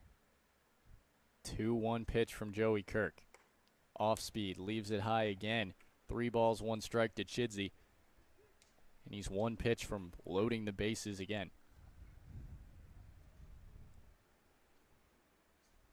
3-1. Check swing. He went around. Oh. I had my count wrong. That's a Yeah. strikeout of Billy Chidsey. And now there's 2 away here in the 9th with runners on first and third for Matt Santana. Billy Chidsey did not like that call, talking to the umpire about it. He checked up on the swing, but it was a strike anyway. Now down to their last out as Kirk misses outside with the fastball for ball 1 to Matt Santana. Santana's become up in a clutch spot before like this and came through. Hoping to see that here. Singled his last time up. Rips this There one it fair is. down the left field line. That'll score Connors. Lasky going to hold. Santana hard round at second. Has to go back to the bag as that's a clutch single to make it 9-5. Corndogs continue to scratch their way back. Now it's first and second with 2 away for Adam Walters. No, Santana probably thought Lasky was going to third there. Adam Walters coming to the plate. 2 away, still down to their last out. Joey Kirk trying to find a way to shut it down. Breaking a ball right down the middle, taken by Adam Walters for strike 1. We're hoping to see something out of the bottom of this order because they have, what are they right now? The bottom 3 in the order. 2, 4. Way inside on the fastball there. The bottom of the order hasn't been able to get much going for the Corndogs so far. 1-1 pitch from Joey Kirk. Breaking ball, grounded up the middle, fielded, flipped to second, and that's the ball game. Post 94 hangs on to win 9-5 after 3 Corndog runs in the bottom of the 9th. Your player of the game is going to be Charlie Solers. Yeah. Came in, shut things down, 1 unearned run through his last 3 innings of work, 8 strikeouts, 10 batters faced. And that's going to be it for us here at Legacy Fields. Corndogs drop 1 at home, 9-5 to Post 94, who will take outright first place in the Region Collegiate Baseball League. You've been listening to Corndogs Baseball on Jet TV and Region Sports Network. I'm Tate Hildebrandt, joined by Mason Waters. Have a good night.